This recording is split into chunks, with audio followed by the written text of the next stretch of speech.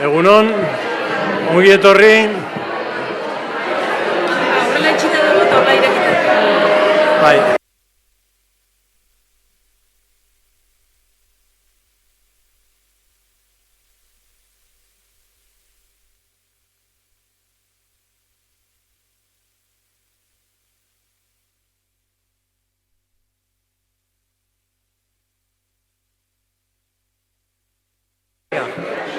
Egunon, ongi etorri guztioi, hemen dago, urtarrietik ari gara esaten, Udako Euskal Unibertsitatearen 50. Udako ikastaroak egingo genituela urten eta hemen daude.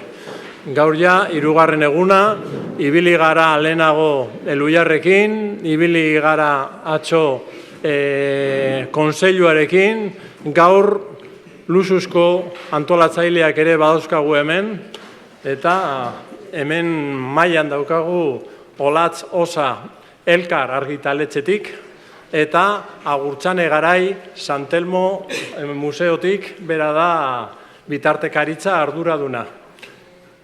Irun artean eta ikastolen mundua ere bai lagundu dute honen antolaketan. Gaur aztertuko ditugu euskal kurrikuluna.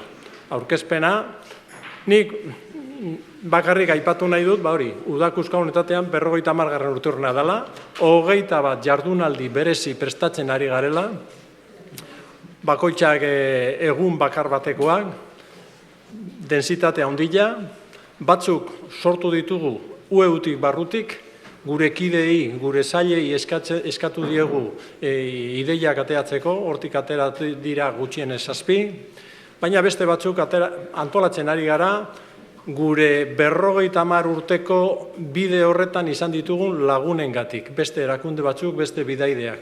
Tartean, Elkar, tartean Donostia Kultura, San Telmo Museoak, tartean Kontseilu, Elhuyar, Jakin, eta barrez. Zer nahi dugu? Atzera begira ez, nahi duguna da gaurko gizartean dauden arazoak, keskak landu eta etorkizunari begira jartzea. Zer egin nahi dugun hurrengo urteetan. Eta besterik gabe, lehenengoz ematen dizut zuri, ezta? Hori, Agurtzane Garai, San Telmoko bitartekaritza arduraduna. Egunon guztioi, ongi etorriak San Telmo Museora eta eskerrik asko bertaratu zareten hoi, eskerrik asko antolatzaileei, adituei, jarituei, laguntzaileei. Hitz batzuk prestatutan ditun, baina ez diet kasurik egingo. Oso pozgarria da gela bete-beteta ikustea, oso pozgarria da euskara hutsean egingo dan ekitaldi bat gurean hartzea, esango jasuek noski, ikastolen elkartea, Elkar, UEUs, hori, hemen konplize ederrak ditugu, baina pozgarria da ala ere.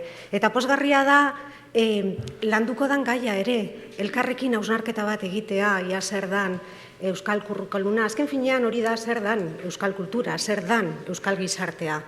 Eta elkarrekin hausnarketa bat egitea eta partekatua izatea oso pozgarria da guretzat. Ezagutuko duzuenez, San Telmo Museoa 50 urte entzun ditut hortik, 50 urte bestetik, 120 urte beteko ditugu laizter, San Telmo Museoa, Hego Euskal Herriko museorik zaharrena da.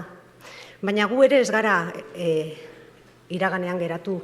Eta 2011 urtean berriro buelta eman genion museoari goitik bera, eta museo berri bat aurkeztu genuen, Euskal Gizartearen Museoa da. Euskal Gizartearen Museoak izan nahi du, gaur egunetik iraganera begiratzen dugula eta irakurketa berriak proposatzen ditugula. Ez da lan erreza, ze euskal gizartea anitza da, bizia da, ez dago geldirik, beti mugitzen ari da.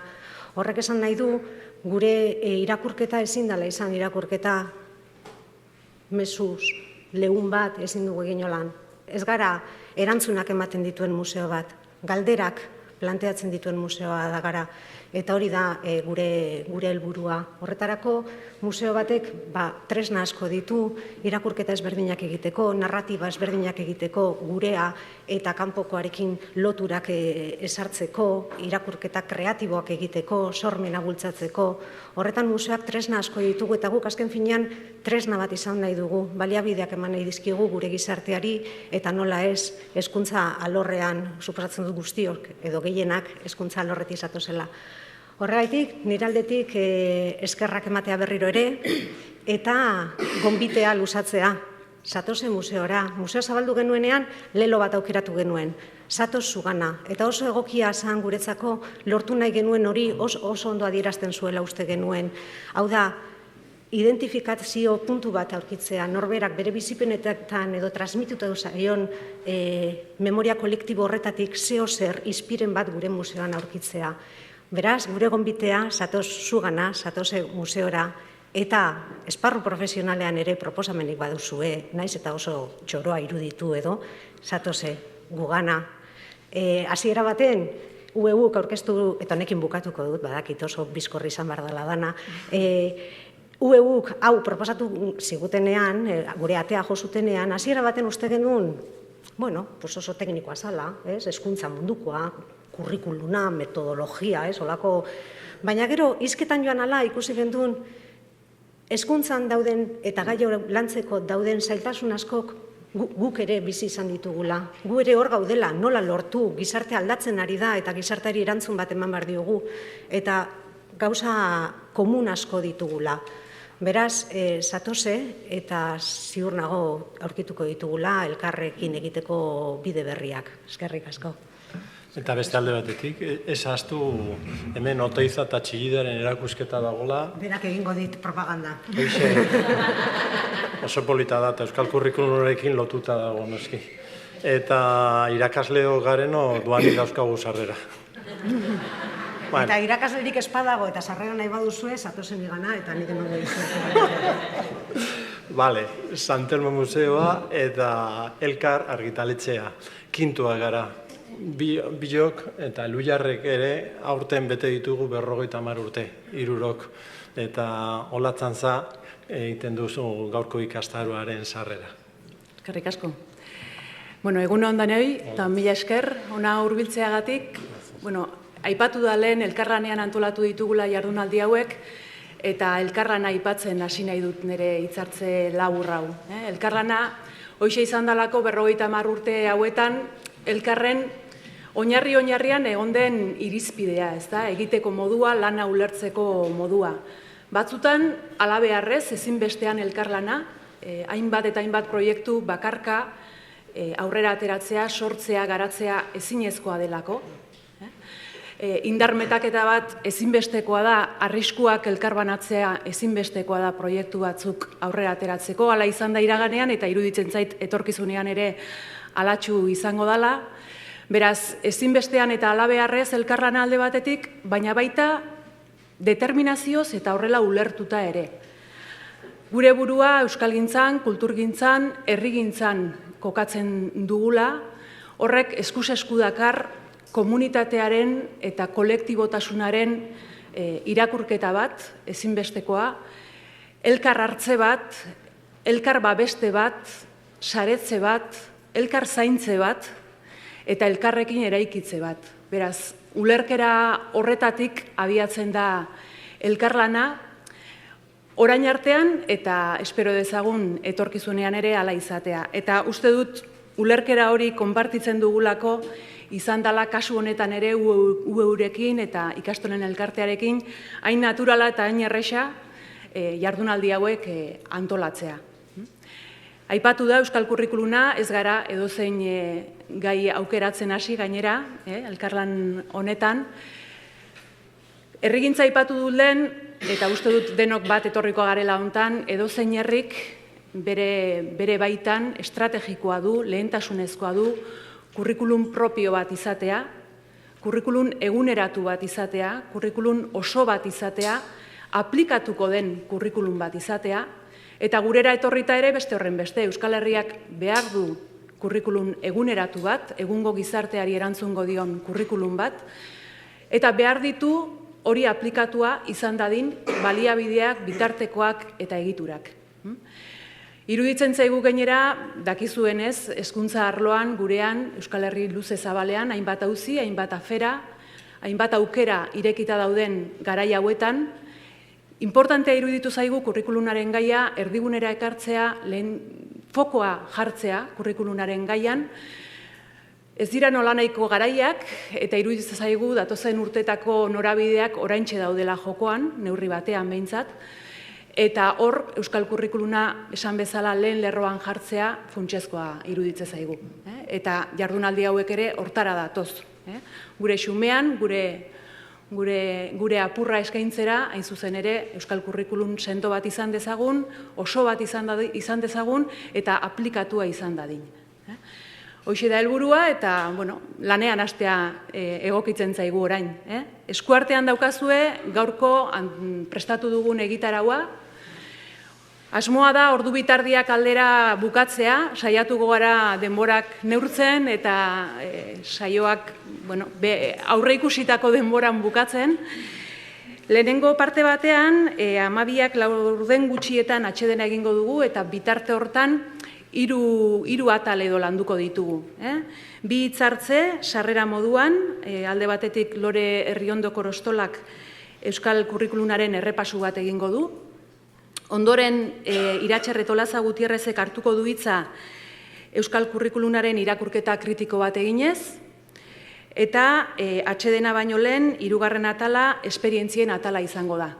Horiek gero aurkeztuko ditu Kati Olaizolak, baina esan, zalantzari gabe Euskal Herrian esperientzia asko ditugu, hauek batzuk dira, baina uste dugu esanguratsuak direla, horregatik ekarri ditugu ona, ezagutu ditzagun. Eta ondoren esan bezala atsedena, ordu erdiko atsedena egingo dugu, eta 12ak eta laurdenetan berriz bueltatuko gara, adituak eta arituak izeneko saioa elkarrekin, esan dezagun egitera, bilatuko dugulako guztion parte hartzea. Ordu bietan tarte bat egingo diogu Asier Etxenikeri Hezkuntza Plazara ekimeneko kideari aurrera begira jar dadin eta hezkuntza sistema berriarentzako proposamenak aurkeztu ditzan. Eta gaurko eguna bukatuko dugu Euskal Kurrikuluna oso ondo edo horren ibilbidea oso ondo ezagutzen duen beste kide batekin, Angeles Iztueta Azkue, hain zuzen ere, arituko da, azken ondorioak eta aurrera begirako izpi batzuk azaltzen. Eta, besterik ez, jakin grabatu egingo dela gaurko saioa, osorik, gero, behar bada talka edo emango da, baina grabatu egingo da, eta 12ak laurden gutxitan ordu erdiko eten hori hemen kanpoan dagoen karpatxo hortan aukera izango dugu kafe hartzeko eta elkarrekin solasaldi bat izateko. Eta besterik ez, Lore, nahi dezunean.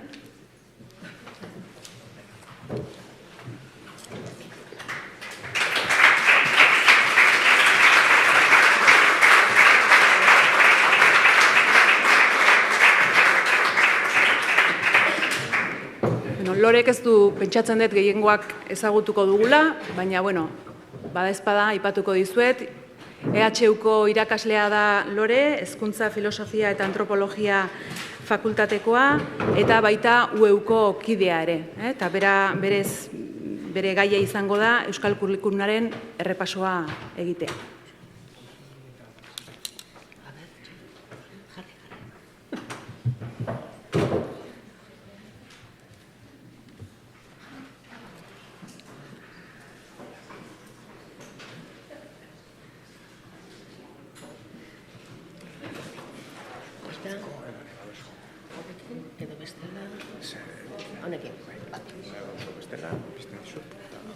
Nahikoa.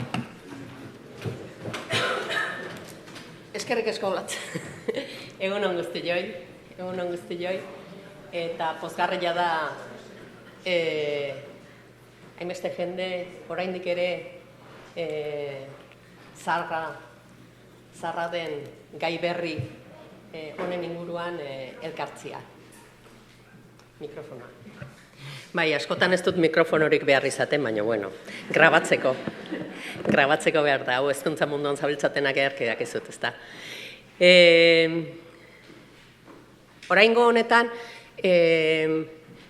nik uste dut ikuspegilea etorkizunera daukagula, oraindik egiteke asko daukagulako, baina batzutan ahaztu egiten zaigu orain artean ere, honen inguruan, egin izan dela, jentea lanean ibiltu dela, eta zer egin den. Beraz, indarrak alperrik ez galtzeko, eta zera egiten dugun hori aliketa eraginkorrena, eta aurrekoen gandik ikusteko eta ikasteko eta baliagarriak zaiguna hartzeko eta berria behar dugun hori sortzeko errepasotxoa egitea da nire inkizuna. Egia da, asko bidean geldituko direla, aipatu gabe eta barkamenak eskatzen ditut aldez aurretik, baina gutxinez printzaik nagusinak edo bistan gelditu zaizkigunak aipatu nahiko nituzke postaltxoen modura, estampak, liburuetan begiratzen ditugun bezala aipatuaz. Izan ere, izan zirelako gara, eta garelako izango dira, aipatzen dugun horretan, bete-beteko zentzua baitauka. Kontu hau ez da berria, ez da guk hasi duguna, dagoeneko gerraurretikan ere sortutako kontua da, eta sistematizazio maila desberdinekin eta ahalegin desberdinekin norgaren eta nor izaten jarraitu nahi dugun eta gureak ere nor izateko gehienetan erresistentzia horretan, baditugu garaian garaiko ekarpentxoak. Gerra horretik ditugu bai Xabiertxo, bai Martin Txilibitu, bai Txomin ikasle, bai Umien adiskiria, bai Umien laguna, Xabin euskalduna, eta abar. Aipatu ez dute hemen, ez dute karri argazkietara, denen argazkiak ez nituen, baina netzako kutxuna den jolasketa liburua ez dakit ezagutzen duzuten, bertan hilabeteka dago antolatuta, eta urtaroka, eta bertan agertzen dira hori ere, gerraurrekoa da, eta bertan agertzen dira zerak itzjolasak, jokuak, abestiak, pasadizuak, ipuiak, bertsoak, eta bar, eta guztiak dira aurretik jarrita ez baldin badaukate ere euskal. Nolabait ere kultur transmisioaren ondaretxo bat, altxortxo bat daukagu bertan.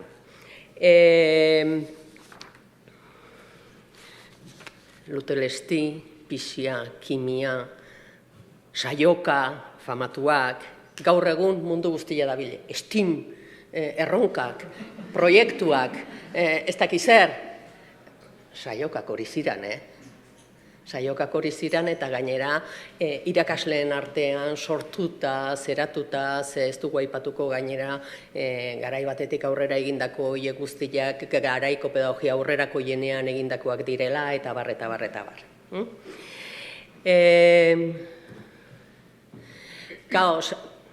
Orduan ez genuen hitz egiten hezkuntza formalaz, ez formalaz eta informalaz gaur egun hitz egiten dugun bezala, baina orduan jabetuta geunden ere, batetik ez genuen eskola hori ze garrantzitsua zen, baina bestetik ere, naizta ezkutuan etxeetan euskara eta euskal kultura gorde, behar genula baita ere, isialdirako eta honelakoak ditugu, Panpin, komikia, ez dakit, gaztek ez duzute izautuko, baina, abiatu zen, askotan egiten dugun bezala, gaizki ulertuetatik abiatuta, besteen kopiak egiten. Eta ez dakit, antzematen duzuten, txune, piztu inberdetu lehenengo. Bueno, ez da bet. Txorizo eta txistorra. Txorizo eta txistorra dira personaiak. Mortadelo y Filemón. Bueno, gerora, a ber, gun horrere bagerala eta gure humoro propioa badaukagula, eta ez dakiz zer, eta bakiz zer, hor ditugu kilikiliak, hor ditugu ipurbeltzak, xabiroiak, gabaiak, eta hor dutek etorri diran guztiak. Eta apuntez, zera libretez, fotokopia ez, multikopistaz, zera hoietaz aparte badagoeneko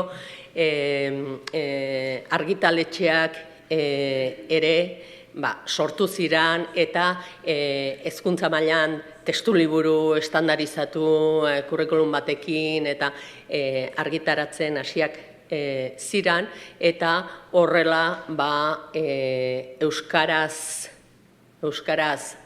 argitaratu dituzten testuliburuak, hor ditugu batetekan Ikaselkarrekoak, Ereinekoak eta Ibaltzabalekoak Euskal Herrian, eta Santillana eta Bruño estatutik baino autonomia erkidegoetara haien bertsioak txertatu izan dituztenak. Eta hauek dira oso garrantzitsuak, besteak beste, hezkuntzan zer ikasi nahi den, zer irakatsi nahi den, zeratzen dugunean, finkatzen dugunean, edo dutenian, kasuan kasuko, gero kurrikulum zerak egiten dira, zerak zehar lerroak zabaltzearena eta edukien ebaluaketen eta metodologiaren xehetasunak aipatzeko diseinuak eta plangintzak, eduki horiek hartzen dituzte kontutan testuliburuak haienak ikasmailaka, etapaka eta ikasarloka azaltzeko. Beraz, garai batean, irakasleen eta euskal irakasleen lana ikaragarria baldin bazen, haiek sortu eta haiek zeratu zabaldu behar bazituzten ere, gerora oraindik ere hainbat sektoretan baldin badaude ere testuliburua bazter batea uzten duten eta liburutegiko beste liburu bat bezala hartzen dutena, ohikoena da irakasleek, maisu maistrek, testuliburuak erabiltzea beren lana aurrera emateko. Beren lana aurrera emateko beraz, hauetan oinarritzen dira, eta hauek zertan oinarritzen diren edo ez diren ez da gauza bera. Eta ez dira eredu berak.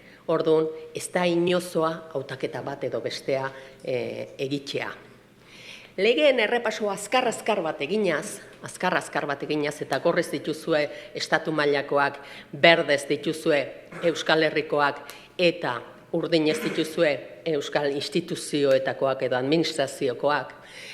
Bai aipatuko dizuet egindako ibilbide honetan, hemendik aurrera aipatuko ditudala bereziki EAEkoak, zergatik, agian urrats gehien bertan eman direlako. Nafarroakoak antzerako eskumenak baditzu ere urrats gutxio eman dituzte eta erresistentzia gehiago ere badaude, eta ze esanik ez iparraldean oraindik ere borrokatzen gaudenean euskara ofizializateko eta azterketak euskaraz egiteko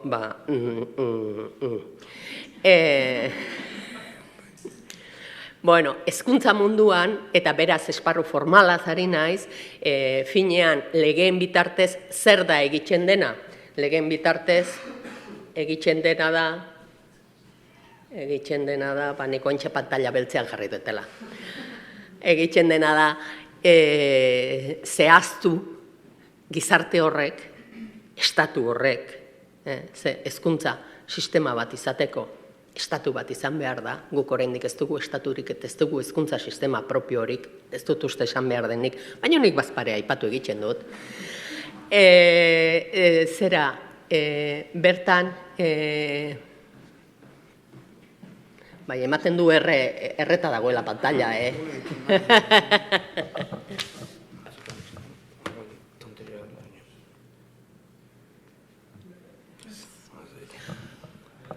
Bueno, ez dugu maniarik. Hobeto, txukunago. Bestela badirudi sutan zegoela. Bueno, zera horretan, estatu izate horretan, estatu bakoitzak nahi du jakina bere iraupena bermatu. Eta bere iraupena bermatu etorkizuna prestatzeko hezkuntza sistemaren bitartez. Bertan, prestatuko direlako bere etorkizuneko subjektuak. Orduan, sistema horrek zedarritzen du nolakoa izan nahi duen gizarte horrek etorkizunean. Guk ez dugu horrelakorik. Guk ez dugu horrelakorik. Eduki dezakegu hurbiltzen den zerbait, autonomia erkidegotan, eitzen den eokitzapenetan. Baina gure ekarpenak egitxerakoan, ez dugu hori eten behar. Hau da, norrizaten jarraitzu nahi baldin badugu, horregatik diogu, euskal kurrikuluma dala, finean, euskal gizarteak, estaturik eta hezkuntza sistemarik ez duen gizarte horrek, zer nahi duen izan etorkizunean, eta gero, eokituko dugu hori, daukagun aukera, daukagun oinarri, daukagun errealitateetara. Eta ikusiko dugu, kurrikulumaren euskal dimentsioa izan, edo zer izan, baina ahaztu gabe, bagera lanor. Ez dugu izaterik nahi dugun osotasunean, eta joango gera dagokigun tokietan aukera hoie guztiak aprobetxatzen gutxinez zirrikituetatik sartzen joateko. Baina ez pentsatuta sekulan ere hori denik gure xedea eta helburua. Hori denik gure osotasuna. Bueno, hortik abiatuta Moiano legeak ekarri zuen Espainian, dezenteko aurrerapena batez ere hezkuntza guztiontzako zabaltzea, ezta? Aldi berean, sortzen hasiak dira, Ramon Maria Azko ikastola, Muñoa ikastola, eusko ikaskuntza, nolat ere ikusteko Euskal Herrian ere badagoela kulturekimena, badagoela kezka, badagoela izate nahi hori. Diputazioetatik eta sortzen dira aurretekan ere Bizkaiko auzo eskolak bertan nolabait ere aldarrikatzen zutelaik tokian tokiko kulturaren transmisioa, ezagutza eta abar.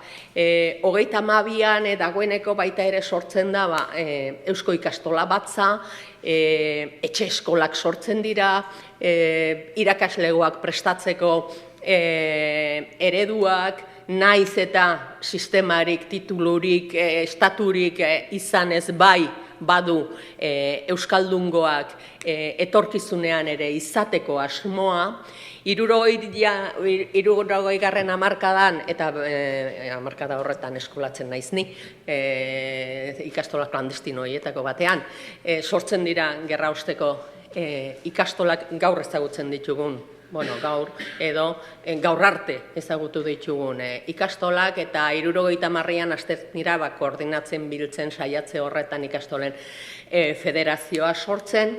70an estatuan garrantzia handia daukan beste legea da Ley General de Educación deitzen zaiona, eta hor dagoeneko horrek markatzen du urrats garrantzitsu bat baita ere hezkuntzan, orduan egiten da ofizial hezkuntza mistoa, ez hezikidetza, barkatu. Mutilak eta neskak elkarrekin ikastea, ez berdin aztea. Garai hortako dagoeneko hori gauzatzen zen dagoeneko ikastoletan, ez dago esan beharrikan, estatuko hezkuntza sistema atzeratuagoa zegoela, garaian zeuden ikastola apurretan baino 10 urtetan itzelezko hazkuntza izaten zuen horretan, bai metodologikoki eta bai pedagogikoki askoz ere aurrerapen handiagoak izan legez kanpokoak baziren ere. Baina nola ikastolak bera legez kanpokoak ziren, zete Montre, egin dezagun ja horrera, nahi dugun hori zeratzeko, nola nahi ere bageran ez legez kanpokoa. 72an, naiz eta ofizialki 73an izan, baina 72 hortan sortzen da UEU bera, horregatik egin ditugu 50 urte, zuekin batera eta beste askorekin batera. Eta autonomia erkidegoan ezinbesteko garrantzia edukiko duena da autonomia estatutua 79an zeratzen dena, legeztatzen dena, eta horrek ematen du aukera ordura arte ez bezala euskara hezkuntza publikoan sartzeko. Eta orduan hasten dira bilatzen zeinek emango du euskara. Euskara ikasgai bezala sartzen da, astean 3 ordutan, frantsesarekin bezala, lehen, orain ingelesa, eta orduan hasten dira kontratatzen euskaldunak euskara irakasteko, eta hor sortzen dira idoneoak esan zitzaionak, hau da, euskara irakasteko irakasleak zera kontratatzen dira, naiz eta maisu maistren tituloa eduki ez, baino bai euskararen agiriak, eta bar, eta honela sartzen da sare publikoan 79an euskara ikasgai bezala. Zesanik ez honek itzelezko garrantzia dauka, ze naiz eta ikastolen ibilbideak berea egin, honek esan nahi duena da Euskal Herritar ororengana iristen dela. Ordura arte ikusi dugu, hezkuntza legeak estatuan, badirela, batetik bestera ikaragarrizko denbora pasatzen dela, eta orduan zerbait aldatu beharra dagoenean aprobetxatzen dela, eta orduan aldatzen dela, eta gainera egiten dena da irakaslegoaren prestakuntza, materialgintza, eta bar. Baina ikusiko dugu, hemendikan aurrera, zera legegintzaldi bakoitzarekin lege bat egiten dela, lege berri bat egiten dela, eta gainera ez du denborarik ematen, legegintzaldi batetik bestera, horiek garatzeko, diseinuak egiteko, ikasmaterialgintzarako, irakaslegoa prestatzeko, ez dakiz zer, nabasa. Baina bilakatzen da gauza politiko bat, eta borroka politiko bat, eta aldarrikapen politiko bat, eta gehienetan aurrera baino atzera egiteko.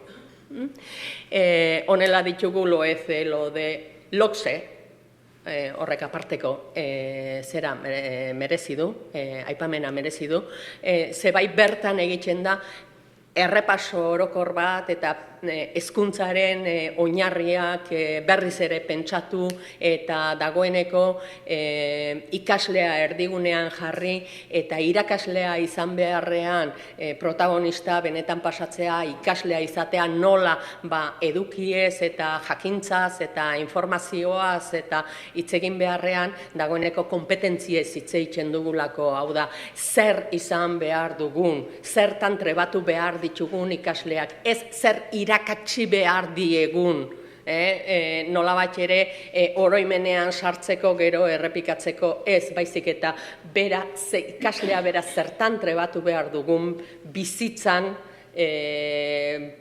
baliapideak emateko egoera berriei aurre egiteko aukera izan dezan. Eta finean kompetentziak horiek dira. Eta finean horrematen den aldaketa nagusia hori da. Eta hor bai gainera eraiki ziren kurrikulum diseinurako institutuak, eta hor bai egintzen irakaskuntzaren, irakasleen zera prestakuntza osoa, ikasmaterialgintza eta bar. Bueno, gerokoak ditugu, LOPE, LOCE, LOE, LONCE, LOMLOE, eta hoiek dakarte gero autonomia erkidegora beren egokitzapena gehiagia. Zenta sistema horretan autonomia erkidegoek ez guztiek, baina batzuk baditugu hezkuntza eskumenak, eta orduan hezkuntza eskumenak dituzten autonomia erkidego horiek daukagu aukera estatutik ezartzen diren oinarrizko kurrikulum horien egokitzapena egiteko geure autonomia erkidegotara. Por cierto, egin datekeenaren 10 egiten dela. Ikerketa guztien zera ondorioaren 2 hitzetan laburpena egiteko, ez dutelako denborarik dena zehatzeko, ikusten dut olatz begira. Minutu, eta naiz hasi. Bale. Tartean bai, uste dut garrantzitsua dela tartekatzea beste ze gertakizun ditugun aldi berean gizartean, eta badaukagu elebitasun dekretutik gero Euskararen arauzkotze legea gaur normalkuntza esaten dioguna, ez normalizazioa, normalkuntza, gero normalizazioa, baina arauzkotze esan zitzaion hastapenean, eta hortik eratorri ziren, hizkuntza ereduen dekretua, hastapenean helburu batzu zituena, gero beste zerbaitetan bukatu zena.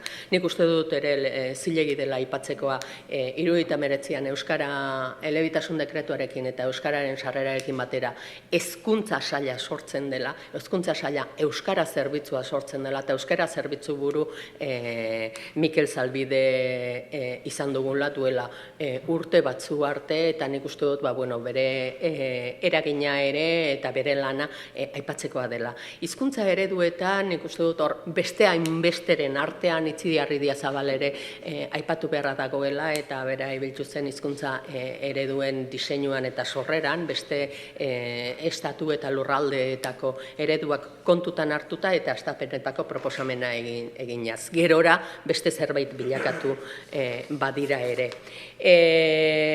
Zera gero aipagarria da, ezinbestean, hezkuntza sailean 3 sare zeratzen baldin baziran ere, onartzen baldin baziran ere, eta bai estatistika zerbitzuetan, eta bai zera guztietan genituela publiko-pribatu eta ikastolak, Buesarekin Euskal Eskola Publikoaren legearekin batera ematen dela publifikazio, gaizki esan datko publifikazio nere ustez. Prozesu bat, ez dalako bertatik sortua eta Euskal Herriko sisteman eraiteko baizik eta asimilatzeko beste kasu horretan herritik sortuak ziren naiz eta batzuk alderdi pribatuko eta pribatu zalekoak izan ikastolen mugimendu bezala, eta hor dagoeneko hautatu behar dute ikastola mugimenduko ikastolek publikora pasa edo pribatuan gelditu, hori izan zen 83an, eta oraindik ere zauri horiek zabalik ditugu, eta ez dut uste oraindik ez dut nik berri honen inguruko tesirik, ez ikerketarik, ez historiarako honek izandako prozesu honen eta eragin horien zerarik, azterketarik, eta oso interesgarria litzateke. Hortaz aparte, ze lanketa egin izan diran, dezente izan dira egin diren lanketak, baina beste edozein gai aipatuta ere, hainbeste ez dira. Batetik elkarrekin aipatuko ditut bai personak eta eragileak, UEU daukagu nausiki, 94, 17, 19, 2003, 2004, 6, 7, 8, gaur arte, gaur literalki, ikastaroak, hitzaldiak, jardunaldiak, argitalpenak, erakusketak ere egin ditugu testu liburuen zerarenak, eta abar, landu dituztenak talde bat ere sortu genuen, Euskal Kurrikulumaren inguruan, Euskal Unibertsitatearekin ere bere uztardura izan zetzan, eta bar. Bai elek, bai jakinek, bai bat aldizkariak, bai zera kondairak, jakingarriak, baina ikasik nola ez argitaratu dituzte horren gaineko artikuluak, eta batez ere, hor ikastolen, elkartea ikastolen konfederazioa ere aipatu beharra dago, berak bere aldetik ere, bere pedagogia planetan eta bere batzarretan erabakiak hartu izan dituelako, eta 86an bertan aipatzen du hartutako erabakia izan duzen pedagogia plan nazionalean Euskal Kurrikulumaren lanketa egitzearena. Ikerketak ere hor egin ditugu batetikan bai ikastolen elkarteak eskatuta hezkuntza sistema Euskal Herria ukitzen duten hezkuntza sistemek zen mailatan transmititzen duten euskal kulturarik zera beren kurrikulumetan, horregin izan dugu ikerketarik, eta bai EHUn eta bai UEUn eta bai ikastolen elkartean nausiki zera finantziatuta, ikasmaterial gintzen azterketa, ikuspegi horretatik, zer den transmititzen dena, zer jasotzen den, eta gero hor beste taldetxo bat egon izan da Bilboko Hezkuntza Fakultatean eta Paulo Iztuetak eta sortutako Outrizko Baskoni argitaletxean argitaratutako pare bat liburu edo 3 egin dituztenak Gurutze Ezkurdia, Begoña Bilbao eta zera Carmele Perez Zurraza. Eta gero hainbat jente anonimo, hauen taldetan, bilkuratan, ikastetxetan, auzotan, sindikatuetan, alderdi politikoetan, ibili direnak zera lantzen. Eta gutxien aipatuko dutena da, ne ustez, garrantzitsuena izan dena, orain artean garrantzitsuena izan den ekimena, hemen juntatu ginen, esan genuen,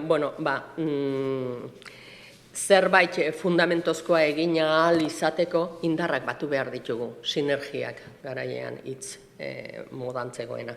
Eta elkartu behar dugu bestela gure sakabanak eta hontan, azkenean guk galtzen dugu eta egin behar dugu proposamen komun bat, errealitatean gauzatu daitekena, egin daitekena, ez diogu esango euskal kurrikuluma, bai diseinatuko dugu euskal kurrikuluma, baina gero horren garapenean kurrikulumaren euskal dimentsioa bai Espainiako eta bai Frantziako kurrikulumetan txertatu daitekeena, aztertuta hezkuntza garaiko hezkuntza lege horiek gauzagarria izan daitekena bertan txertatzeko. Eta horrela osatu genuen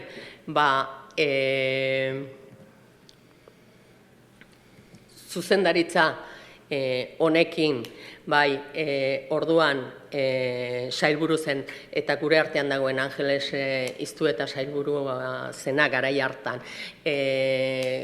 bertako ikuskaritzako kide batekin ikastolen konfederazioko Xabier Garagorrekin, Kristau Eskoletako Aitor Bilbaok eta nik kasu horretan sortzen ikasbatuak eta zenbait puntutan elkartu zitzaizkigun baita ere udalbiltzatik Ruben Iglesias. Zuzendaritza horren gidaritzapean egin genuen diseinu osoa, jakina kompetentziaka zeratuta, hau da, zer izan behar duen, gerora zer hori zehaztuko duena, baina ikusiaz ere, ez zela gauza berria, naiz eta momentu horretan hezkuntzaren munduan, Europan zehar egiten ziren diskursoak, horiek ere Iturrizarretik, lehen aipatzen nuen Urberria Iturrizarretik, dagoeneko Jose Miguel Barandiaranek ere zer den kultura bat eta zer den persona bat bere gizartean gizartekide izateko eta norri izateko behar duena, galderak oso antzekoak egiten zituen eta erantzunak berak dira. Hoiek azkenean ikusten duzute lortu genuela elkarte erakunde hoiek guztiak bat egitea egitasmoarekin eta gauzatu zen, iritsi zen gauzatzera gerora Heziberrin kurrikulum zehaztapenak ikusi genituenak eta gaur egun oraindik ere edukietan hortik barrena deskargatzeko baditzugun hoiek. Hemendik aurrera eta amaitzeko esaten didanez olatzek denbora guztia jandutelako eta ikusten duzunez diapositiba batekin pasako nuke goizuztia, bakoitzarekin, baditzugu egun eta ikusiko ditugu hainbat ekimen, baditugu diseinuak, baditugu edukiak, baditugu Euskal Unibertsitatearen egitasmoa, badaukagu ikasmaterialgintza, badaukagu udalerrietan gauzatu diren, egiten ari diren unitate didaktikoak, herri etzitzaileen egitasmoak, aldizkariak, irakasle taldeak, badaukagu baita ere jendea, dagoeneko momentu horretan sortu genituen, adituekin sortu genituen eduki horiek osatzen joan behar dutenak eta eguneratzen joan behar dutenak eta garatu ez genituen arorra garatzen gralen baten berrire badaukat, matematikarloan eta bar. Eta asmoa beraz da, esan, orain arte begira noiztik are garen honetan lanean zerbait badago hortik aprobetxagarria dena hartu eta segi behar dugu baldin eta nor izaten jarraitzu nahi baldin badugu. Eskerrik asko.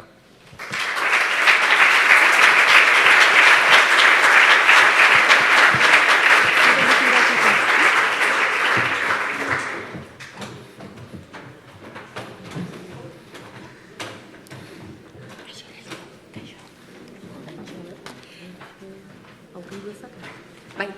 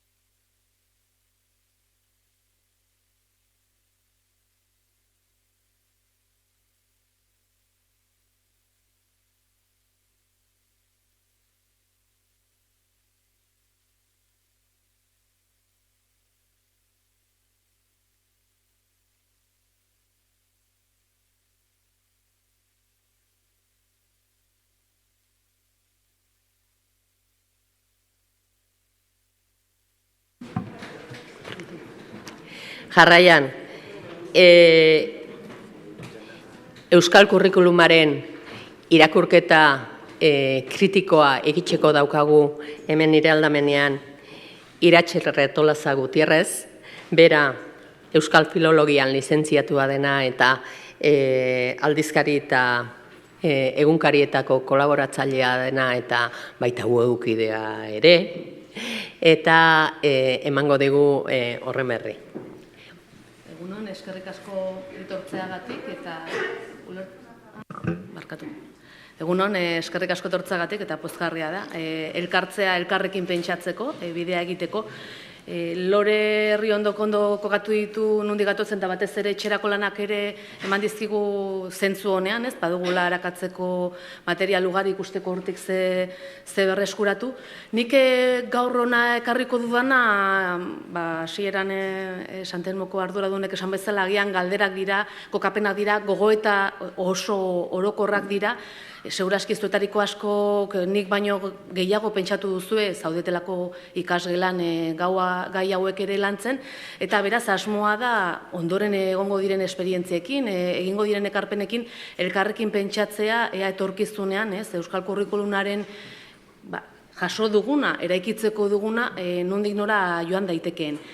Egingo dudan, irakurketa kritikoa gian gehiagi esatea da, egingo dudan gogoeta xume honetan hartuko dut abia puntutza eta zuzen ere Lore Herriondo aipatu duen azkeneko lan bateratu hori, dokumentuak daudenak, aplikazioak ere egon direnak eta hemen, eta egin dudan ariketa izan da berri irakurri, gaurko nire Iratxeren testu ingurutik dokumentu hura, momentu hortan irakurri nuena, dokumentu hura irakurri eta ikusi gaur egungo nire ikuspegitik, gaur egun nik hezkuntza ikusten dudan modutik, gaur egun nik euskal gizartea, euskal herria, euskal kultura ikusten dudan ikuspegi hortatik, zer den berreskuratu daitekeena indarra handiz eta zer iruditzen zaidan birpentsatzeko dugula, eta hortik aurrera egun hontan, eta ondoren ere joango gara elkarrekin pentsatzen, eta esaten baldin badut zerbait esaten duzuena, norabidea okerrean doa. Agian hemen ez dugulako denborarik ez, baina mesedez gero esan, pasillotan edo idatzi. Eskertuko dut diot, elkarrekin pentsatzen ari garelako, eta agian alako testu ingurutan botatzen dira gauza batzuk, eta norberaren lekutik ikusten da esperientzian egunero klasean horrek ez duela ez buru ezankarik. Hartuko dut lehenengo bi gogoeta egingo ditut. Hartuko ditut indarguneak eta gero aipatuko ditut nire ustez ahulguneak. Ze indargune ditu derrigorrezko eskolaldirako euskal kurrikulum bateratu eta komunark, indarrean ere badagoena leku batzuetan, baina dokumentu hark eta han proposatzen zirenak eta gero garaturiko eduki batzuk eta han eta hemen garatu direnak, ze indargune du eta gaur eguneko ikuspegitik niretzat, nire esperientziaz, irakasle esperientziaz, nik batez ere unibertsitate esparruan izan dut irakasle esperientzia, garai hartan baino behar handiagoa duena, lurraldetasuna. Nire esperientziatik bada zer da hezkuntza egitasmo hortan aipatzen zanez, kurrikulum partekatua behar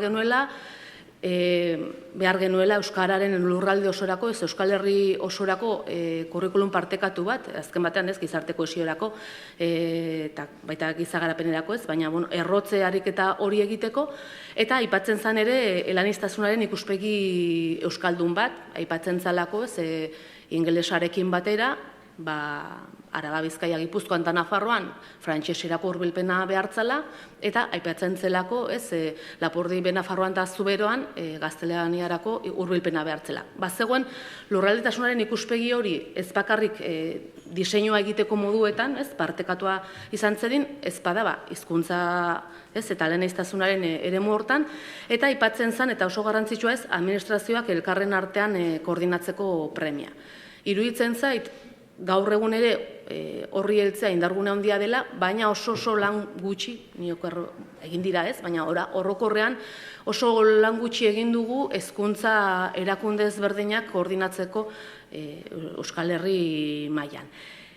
Aipatzen zen, eta indargune bezala lurraldetasuna eta hori birpentsatzeko ariketa, aipatzen zen gizarte kohesioa eta gizagarapena ez, eta behar genuela hezkuntza bat izaera hezitzailea izango zuena batez ere, etzenaga gogoan izan bartzituenak alderdi profesionalak, baina ez zirenak ere horiek gaiendu behar, hain zuzen ere, hezkuntzak behar zuelako tresna bat izan, pertsona guztiek bizitzarako behar zituzten premia horiek garatzeko eta egituratzeko, eta egia da edukietan eta proposamen horietan hori egintzala, baina begiratzen baldin badugu gaur eguneko ikuspegitik, nire ustez ere, eta berriro diot nire ustez, hezkuntza batez ere batxilergotik aurrera, izaera hezitzaile horrek galdu du nire ustez orokorrean, hezkuntza sistema guztiei erreparatuta, nik behintzat bai irakasleekin egin dudan lanetan, edo ikasleekin egin dudan lanetan,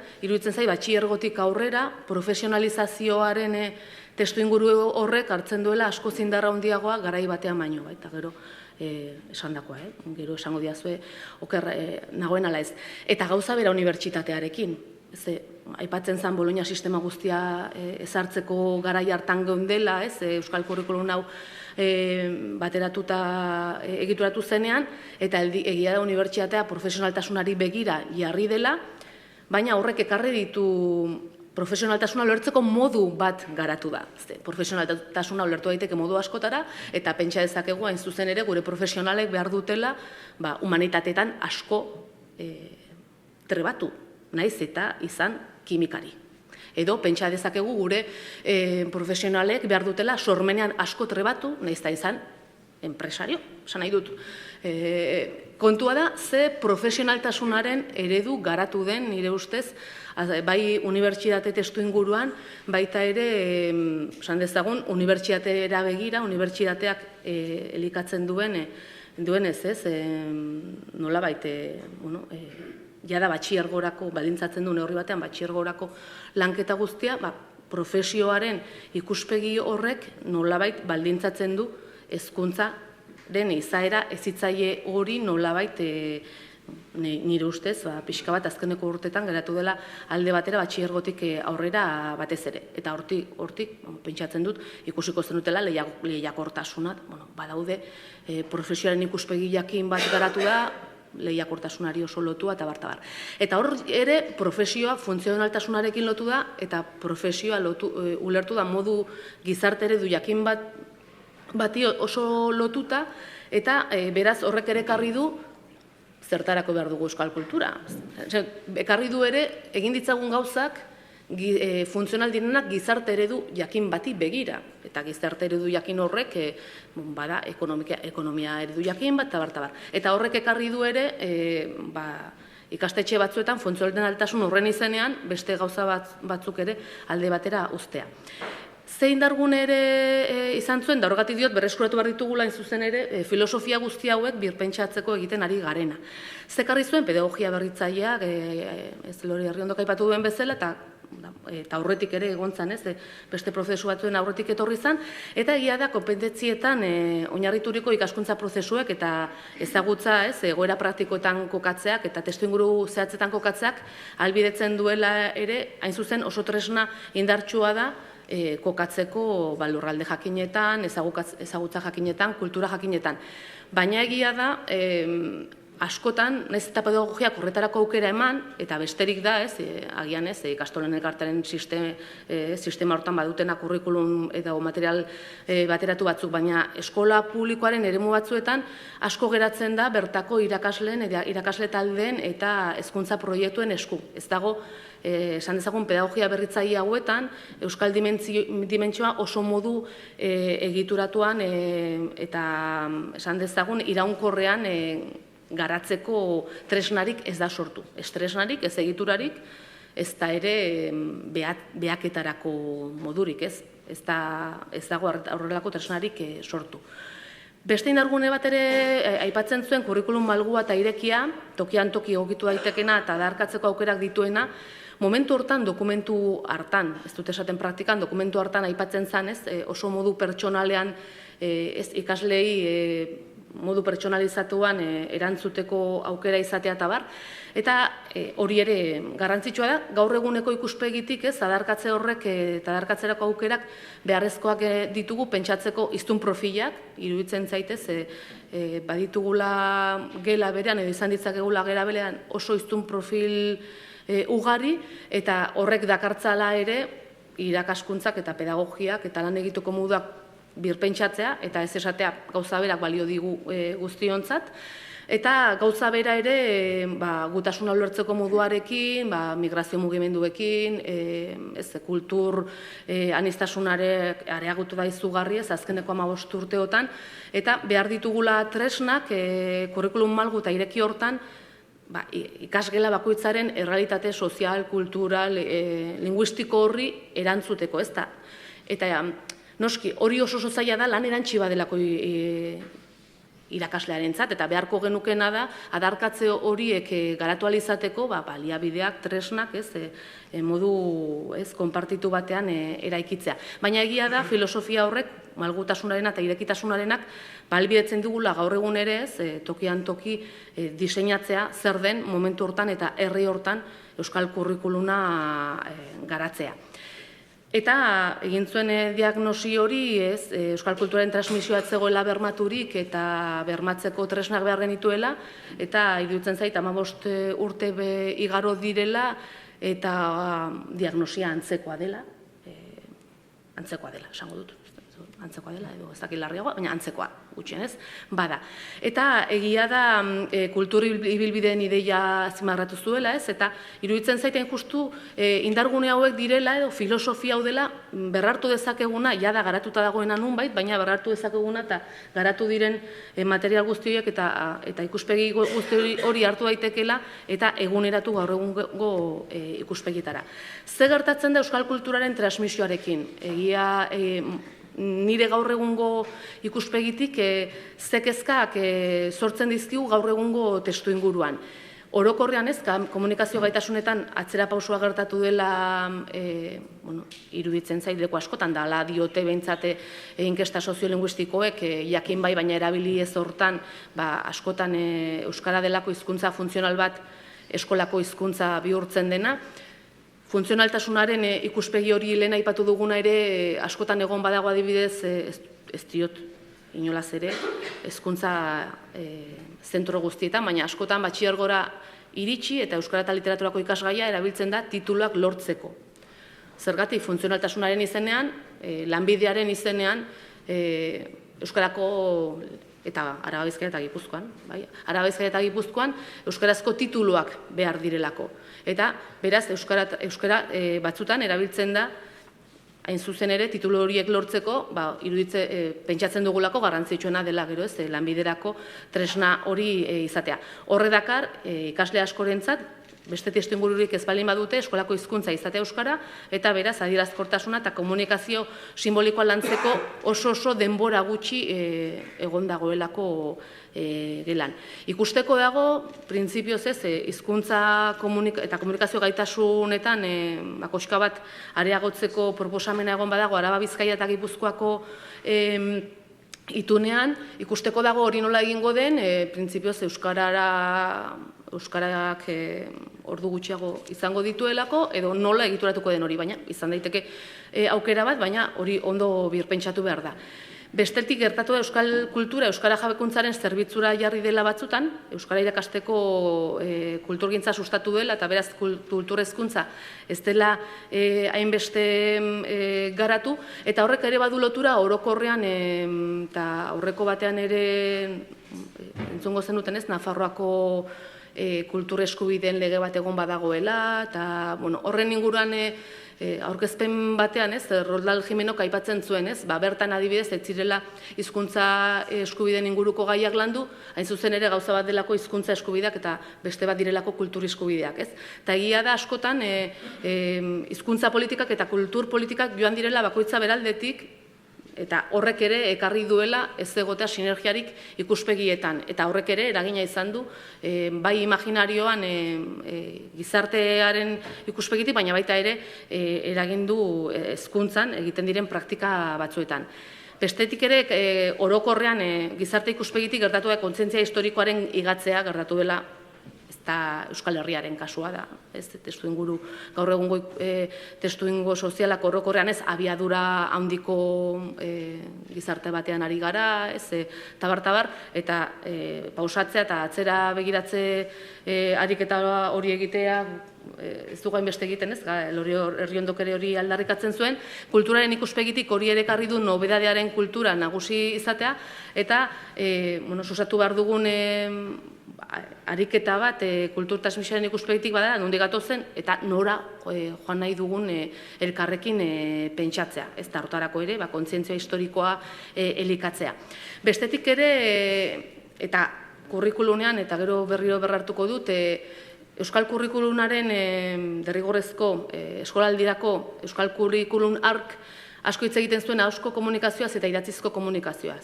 Eta bi eremu ziren, banatutak zeudenak, eta ahozkoa lantzeko kompetentzia batzuk egituratzen zituen, eta idatzizkoa lantzeko beste batzuk.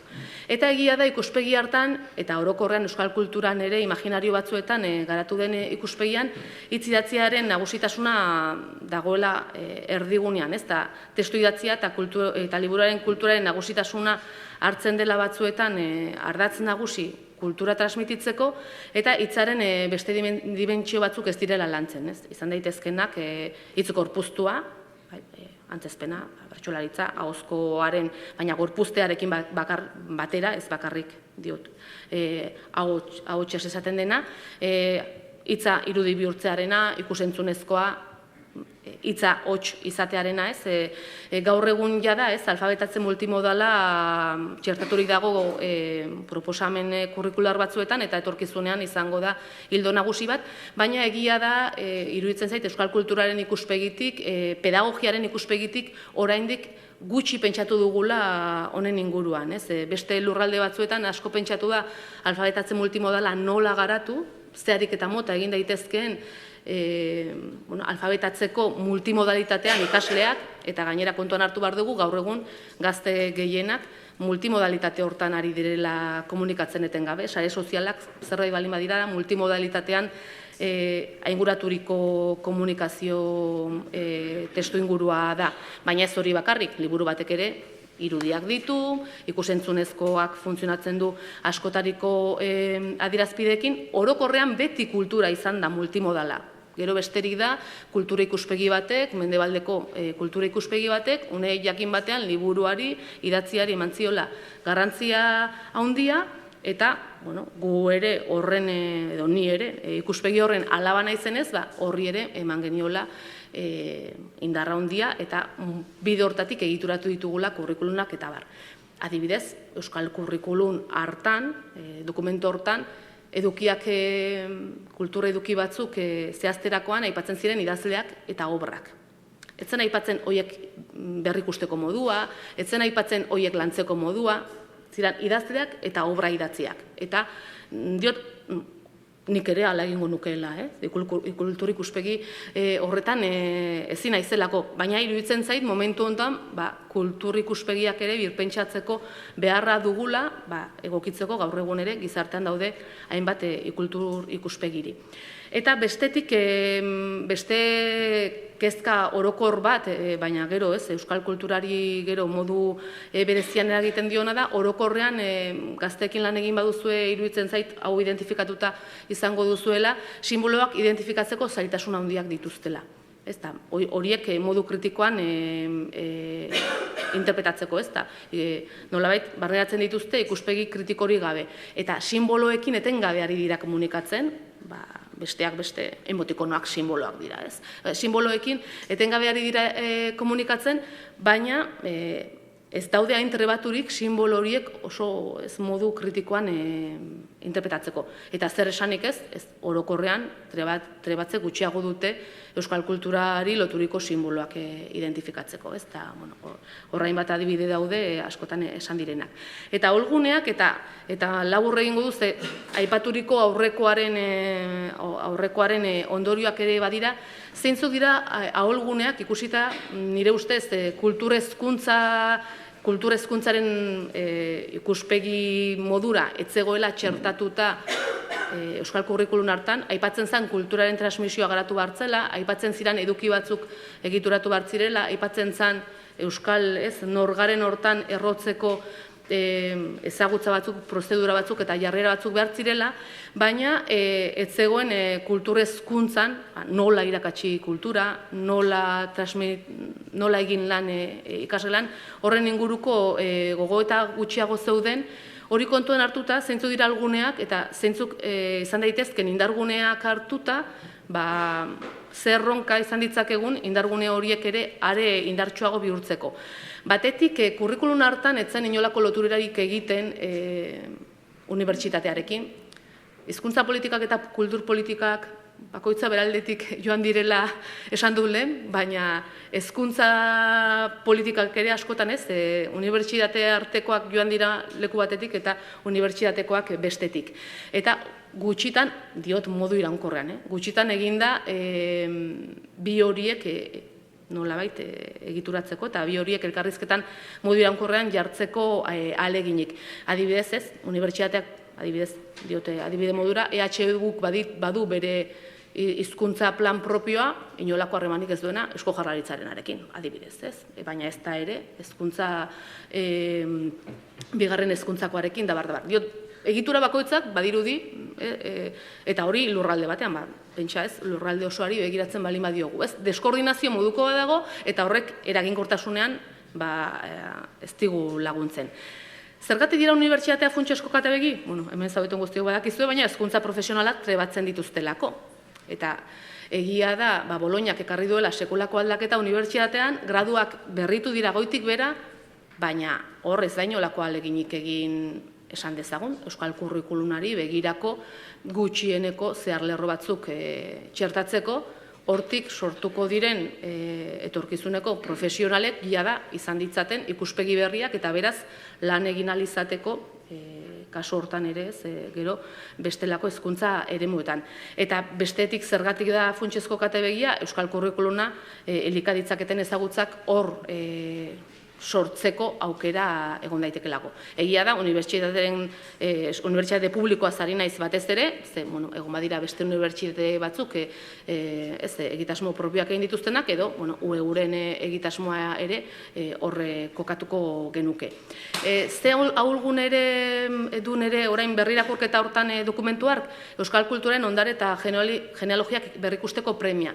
Zergatik garai hartan aipatzen zelako hau da ondarea, zerbait mugiezina balitz bezala, hau da gure ondarea, eta hau da transmititu behar dena, eta ez etengabe hitzartzen, etengabe komunitatean eta kolektiboan hitzartzen dugun ondare modura, eta batez ere ondareri buruzko gure diskurtsoak, ez gauza bada, guk gure ondaretzat hartzea obra jakin bat, idazle jakin bat, edo adierazpide jakin bat, eta besterik da horren inguruko ze diskurtso dugun. Zagian garai hartan oso berritzailea zen, baina gaur eguneko ikuspegitik zeharo, ez dakit, matxista da, adibidez. Adibide bat jartzeko, ez? Edo razista da, eta esan behar dugu hori, eta modu hortara ekarri behar dugu gure ikasleekin lantzera.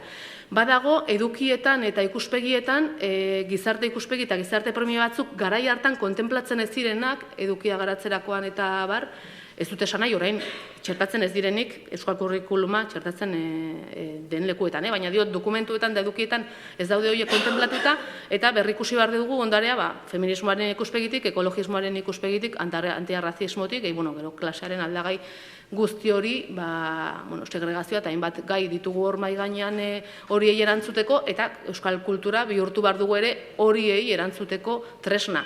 Eta hortarako ez duain beste inporta, nire ustez, ze ondare guztia erabil dezakegu guzti hori lantzeko.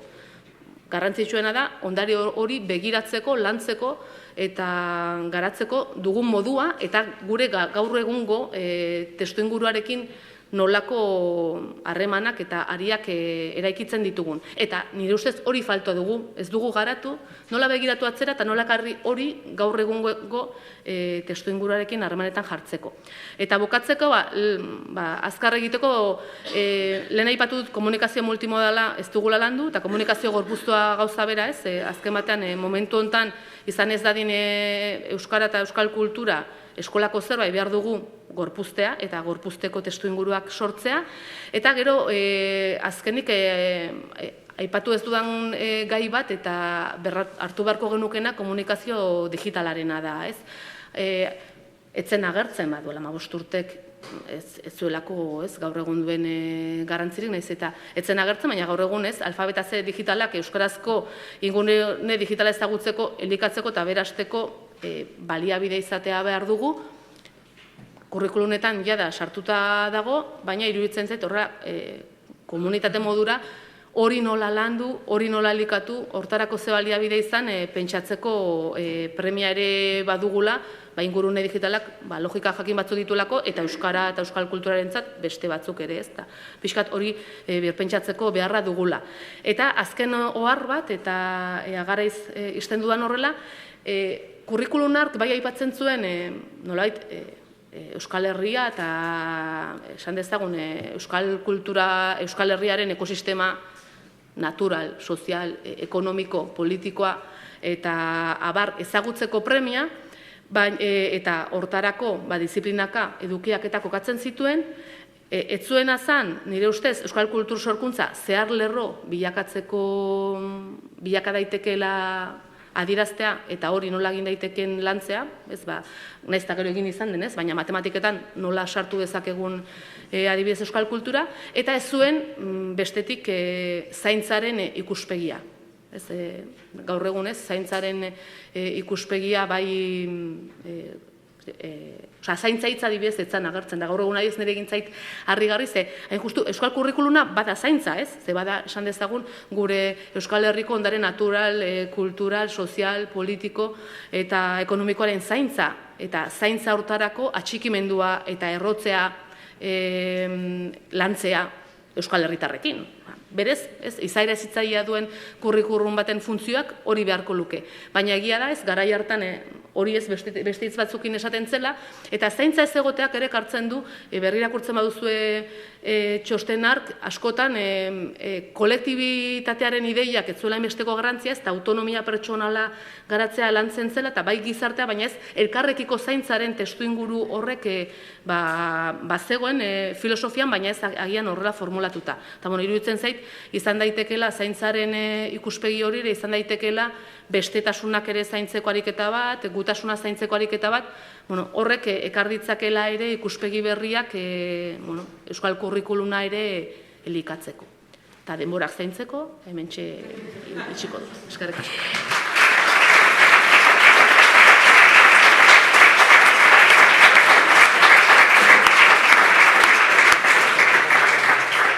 Eskerrik asko Iratxe, gainera lortzeagatik denboran dana sartzia. Orain bide emango diegu esperientziei.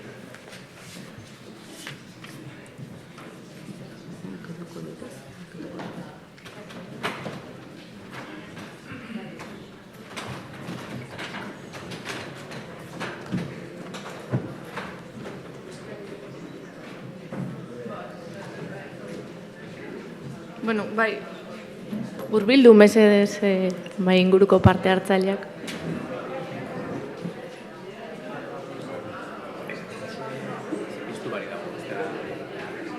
Bale, piztu eta pasatzeko, ezta?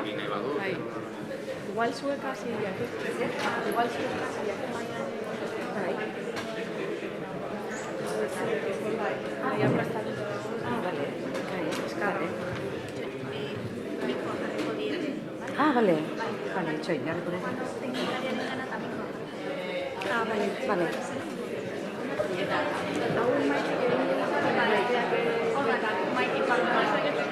Hori da,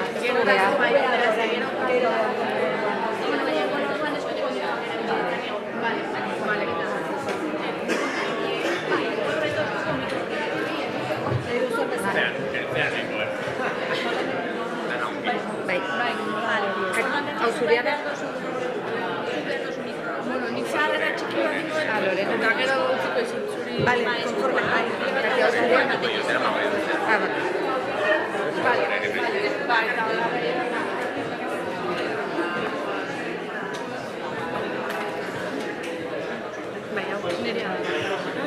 Eraman du horrek pentsatzen Lorena zana. Nik eraman du? Kamiseta laranja zera horrek.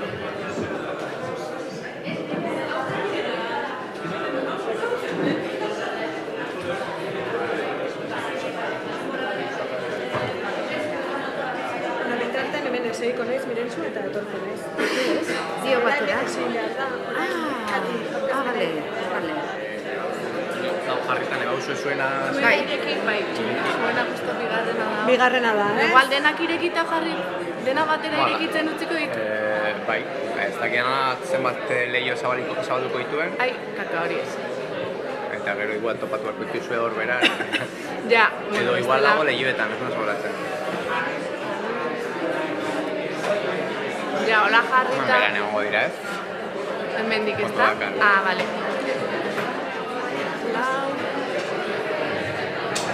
Eta gero... Segurunik gero F5-ekin eta biatuko dira. Pinkanilori gabe geratuko naiz. Pinkanilori gabe.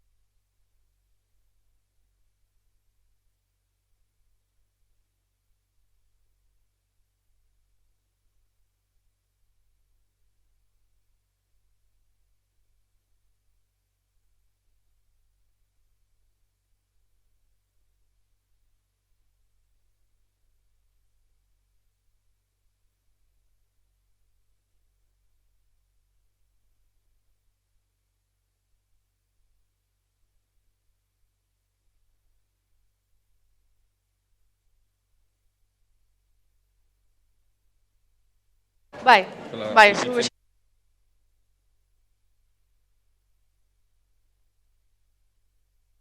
Hemen poste bat dago, seguridadea ematen. Ui, bai eman, hone bukatu behar du. Bueno, usteia dano prest gaudela, abiatuko gea eguneko lehenengo mai inguruarekin, erronka potoloa jarri izkigude aurreko islariek, eta etorkizunari baino gaur egunekoari begira jarriko gea orain, gaur egun egiten degun horri begira. Eta, hemen ezagutuko ditugu Euskal Kurrikulumaren eta haren printzipioen inguruan martxan dauden hainbat egitasmo, Euskal Herriko hainbat lurraldetan, aurrera eramaten dianak, beraien esperientziak ezagutuko ditugu, gonbidatuen eskutik, eta egungo errealitatean diharduten esperientziak dian enean, dia esperientzia gaurkotuak eta biziak aldi berean. Eta ezagutuko ditugu pixkat nondik sortu zian esperientzia horiek, zer helburu eta lorpen izan dituzten, eta denbora emate baldin badigu etorkizunera begira zein erronka dituzten ere bai. Eta gehiago luzatu gabe aurketuko dizkizuet maikideak. Hemen nire eskubitara Miren Oteiza eta Miren Basurto dauzkagu. Bigarren hezkuntzako irakaslea dira eta Nafarroako EIBES eta hezkuntza departamentuan zerbitzuko langileak ere bai. Nire aldamenean Urtzi Ruiz de Azua, Irale programako irakaslea. Berondoan Maite Azpiazu, Oinherri elkarteak Euskal Herri mailan sustatzen duen herri hezitzaileen sareko koordinatzailea. Aritze Bereziatua, 2012tik Gorputz hezkuntzako irakaslea zehazkan eta ikastolen elkarteko Xirimola hezialdi taldeko kidea baita. Eta Edurne Zoraluze, Ikaselkar hezkuntza argitaletxeko zuzendaria. Eta berai emango dietitza. Hau pantalla ikusteko? Bai, jarriko zure aurkezpena mesedez.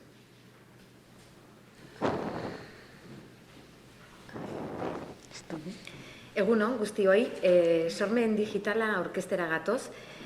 Sormena eta... barkatu, egunon guztioi, bai?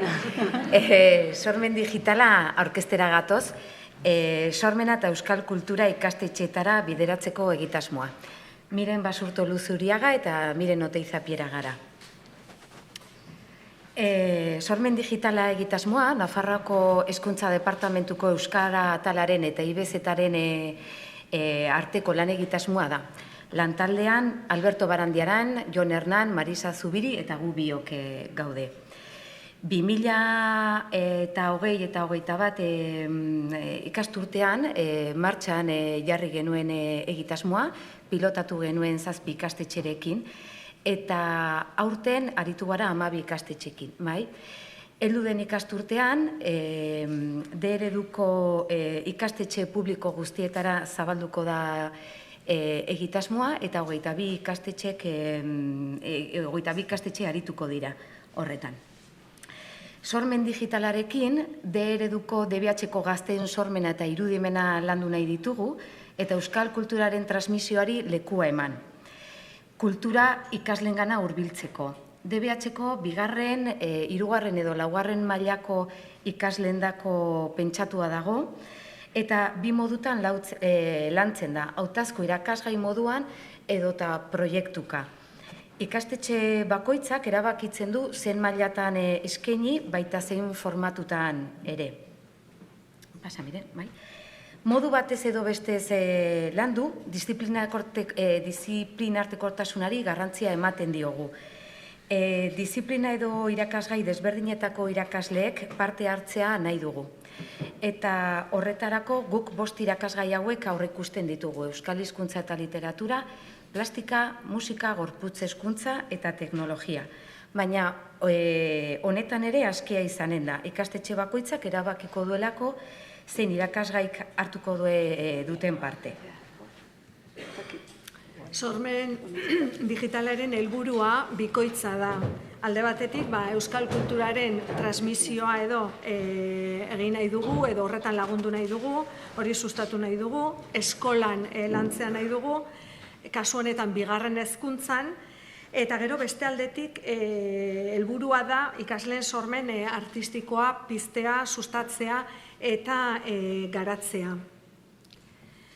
Bi helburu horiez gain, zeharkako helburu nagusi bat ere badugu, zeharkako helburu esaten dugunean esan nahi dut helburu transversala edo, eta, hau da, irakasgai edo arlo guztietara edatuko dena eta guztietan landu, gauzatu edo garatuko dena. Eta hori euskararen erabilera sustatzea da, Zergatik, nahi dugu hau guztia euskaraz egin dezatela ikasleek, euskara erabil dezatela euren sormen prozesuak pentsatzeko, sortzeko, elkarrekin komunikatzeko, eta bar, ezta? Orduan, euskal kultur sorkuntza zehar lerro baita, lehen pixka bat Iratsek edo aipatu duena, Helburu horiek uztartzeko gure asmoa da euskal kulturatik abiatzea, ikaslek sormena landu dezaten, euskal kultura sortzeko eta ondorioz konsumitzeko, bizitzeko, esperimentatzeko. Hau da, gaztena arreta erakarri nahi dugu, haiek euskal kulturako erreferente batzuk izan ditzaten, ezagut ditzaten, hoien sormelanekin esperimenta dezaten eta ondoren birsortu, eraldatu edo iraul dezaten. Eta nola gauzatzen dugu hau guztia edo ze baliabide edo eta ze tresna behar ditugu egitasmo hau aurrera eramateko. Alde batetik, tailerrak ditugu, 4 tailer edo, tailer deitzen diogu ikasmaterialari, Gero, baliabide digitalak, azken batean sormen digitala da, eta baliabide digitalak, gero, sortzaileen bizitak, ikastetxeetan ikastetxeetara sortzaileak edo joaten dira, eta gero, irakasleen formakuntza, honetarako irakasleen formakuntza behar dute, Gero, Mirentxuk azalduko dizue hau zabalago edo, Orduan, egitasmo honetarako 4 tailer, ikasmaterial proposatzen ditugu, eta orduan tailer horien izenburuak dira espainzapia, ondia eta maskarak, frontoia, txalaparta. Hau ere oso askea da eta da pixka bat ikastetxe bakoitzak erabakitzen du, hauetako zein erabili, noiz erabili, bakarra erabili, gehiago erabili, oso askea da alde horretatik. Eta egitasmo honetarako 4 tailer hauek berariaz prestatuak ditugu, ezta? Bai.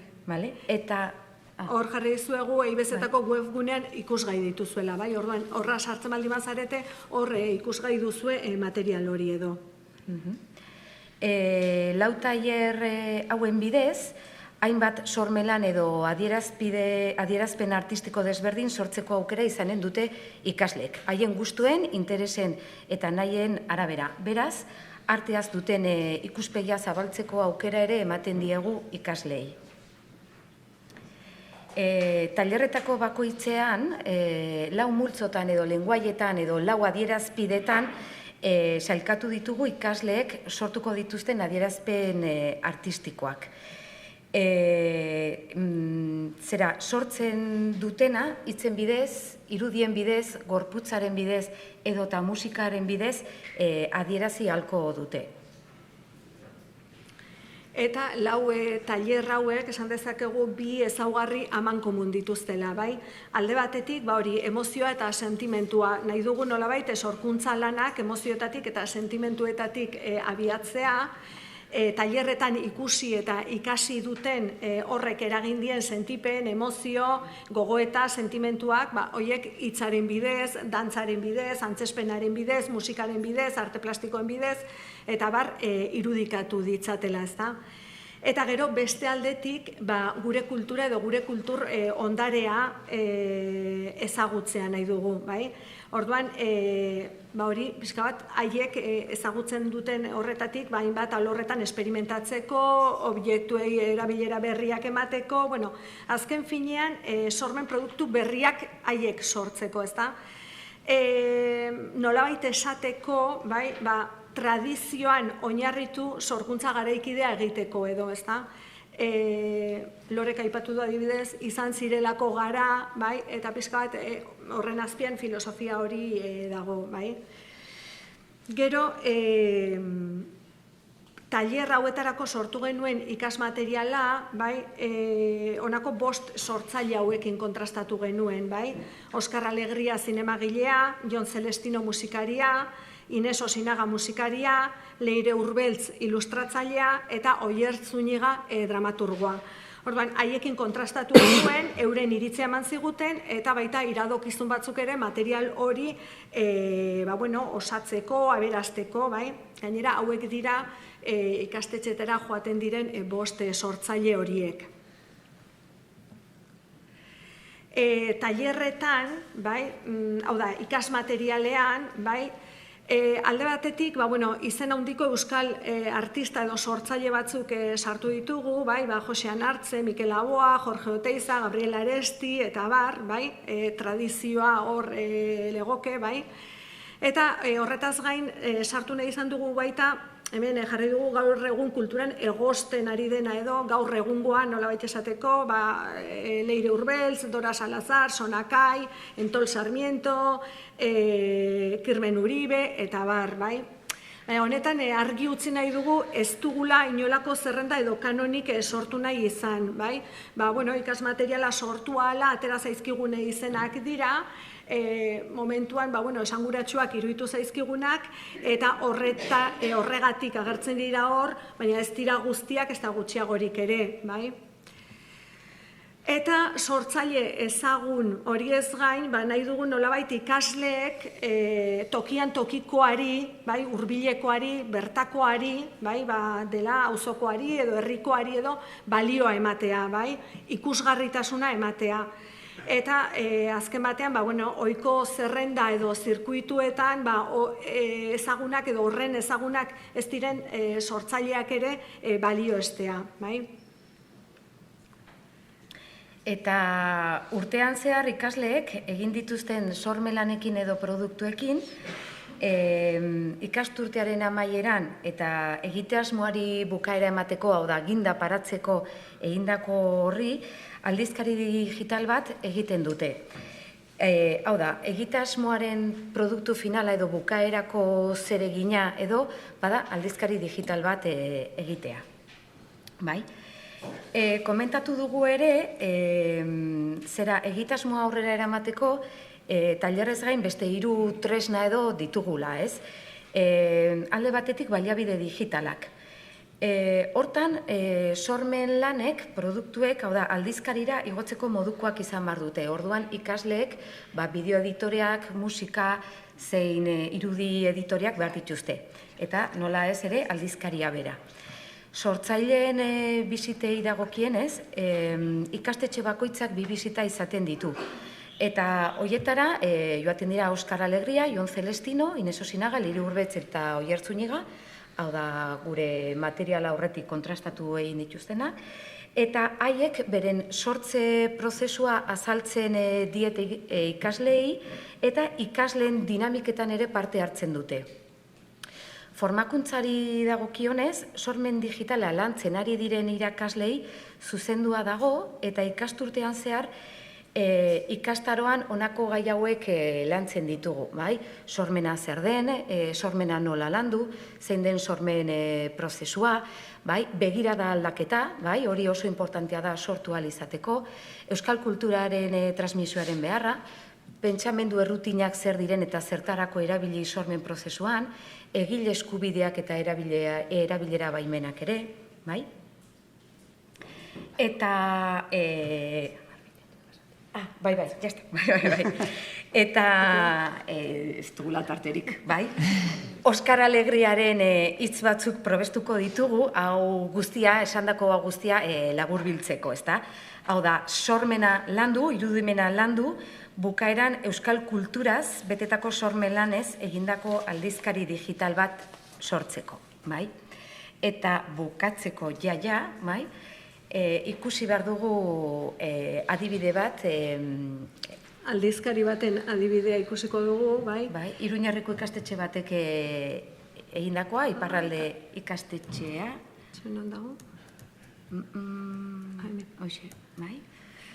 Bai, orduan, ikusten duzue, vertikalean ikusteko zera aldizkaria edo dela, bai, eta orduan, hemen bi lantxo edo erakutsiko dizkizuegu, edo, pixka bat horrela gainetik behintzat, hau, bai, txalaparta tailerra landu ondoren egindakoa da, bai, eta orduan stop motion teknika erabiliz edo sortu zuten bideoa. Ez da ditzen, ez? Ez da entzuten. Bai.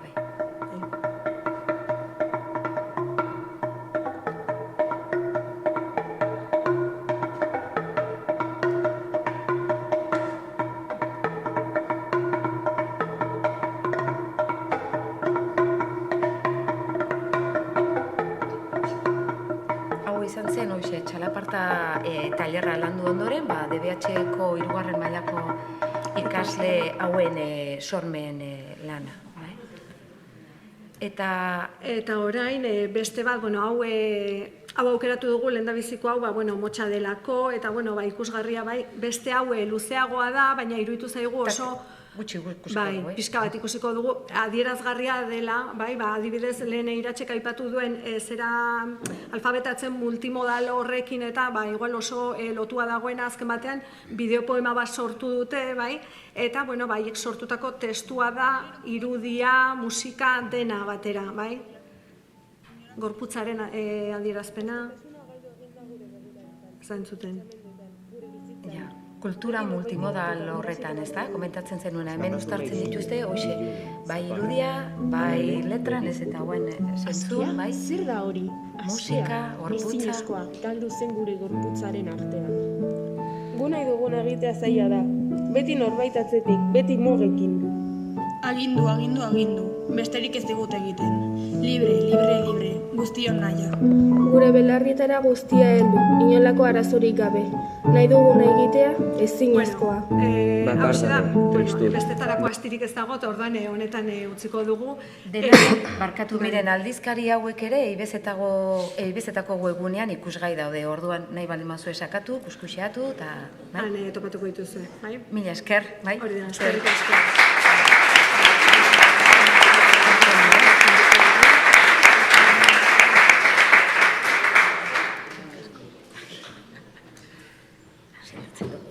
Miren, hemen geldituko gara. Bai, betzali mikrofonoa.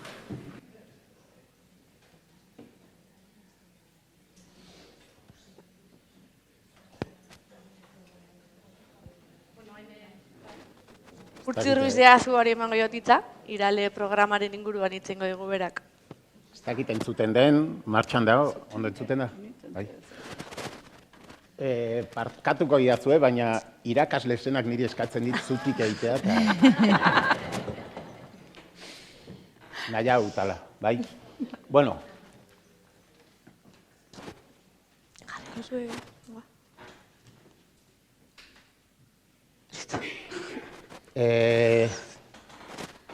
Iraletik nator, suposatzen dute gehienek edo guztiok Irale zer den gutxi gora bera ezagutuko duzuela, hala ere... Biztu berda galdot. Bai, hala ere karri dizuet, bai? Irale programa bat da, saiak aspaldian martxan jarri zuen programa, irakasleak alfabetatu eta euskalduntzeko programa bat, bai? Bere sorreran 2 helbururekin sortutako programa. Alde batetik, irakasle erdaldunak euskalduntzea zuen helburu, bestetik lehendik euskaraz bazekiten edo euskaldunak ziren irakasleen hizkuntza gaitasuna osatu eta aberastea. Bai? Urtetan aurrera eginala, moduren batean zalantza bat sortu zitzaigun, ez? Edo sortu zen. Eta nire ustez gakoa hortxe dago, euskalduntze horretan, horregatik markatu dizuet.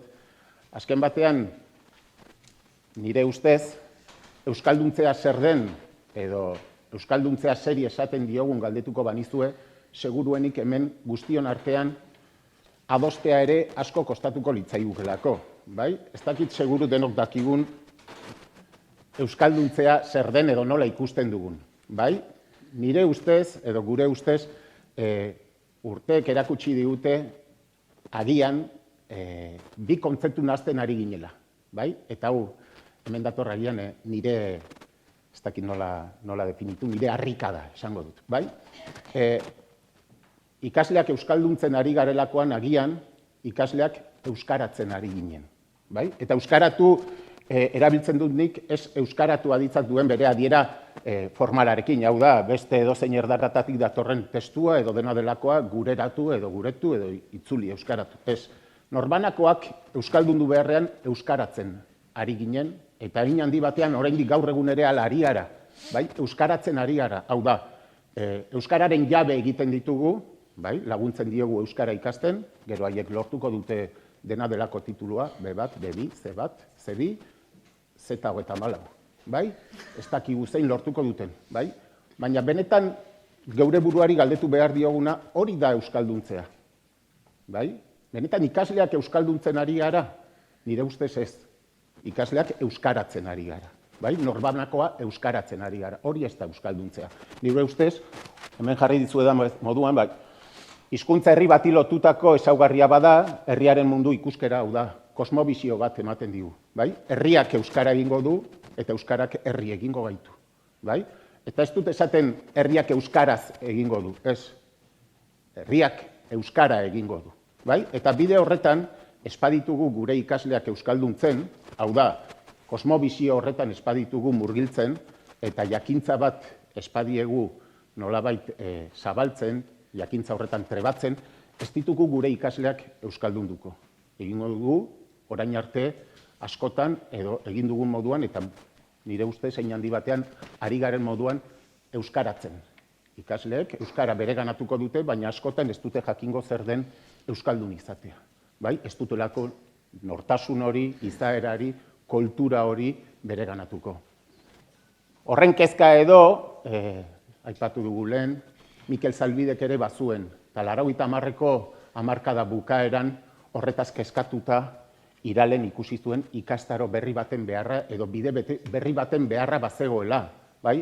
Hortik sortu zen R600 ikastaroa gurean, bai? Azkenean 80ko hamarkada bukaeran ja zalantza hoien inguruan, azkenean 2004-2005 urtean martxan jartzea lortu zena, bai? Azken batean ikusten ari ginelako alde batetik bai, ikasleak euskaratzen ari ginela eta ez euskalduntzen, eta benetan gure euskaldun izaera horretan, nortasun horretan, kosmobizio horretan, transmisioan eten bat ematen ari zela, bai? Eta etena denborarekin gero eta zabalagoa, luzeagoa, sakonagoa izaten ari zela, bai?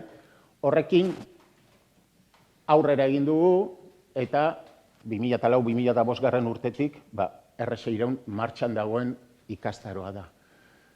Definizioa R600ena, kurrikulumaren euskal dimentsioa irakasle arloetan eta ikastetxean lantzeko ikastaroa. Gurea ikastaro xumea da, bai? Ikasleak etortzen dira gurera etortzen diren ikasleak eraberean irakasleak dira, bai? Gero haien lana da gurean lortzen duten ezagutza horin moduren batean transmititzea, eskolan eskolaratzea, bai? Aipatu ditugu baditugula zirrikituak, badigula gure bidea, bai, badago aukerak, edo badaude aukerak hori egiteko, eta gurea da, horretan gure ikasleak, gero irakasle izango direnak eta eskolan hori landu behar dutenak trebatzea.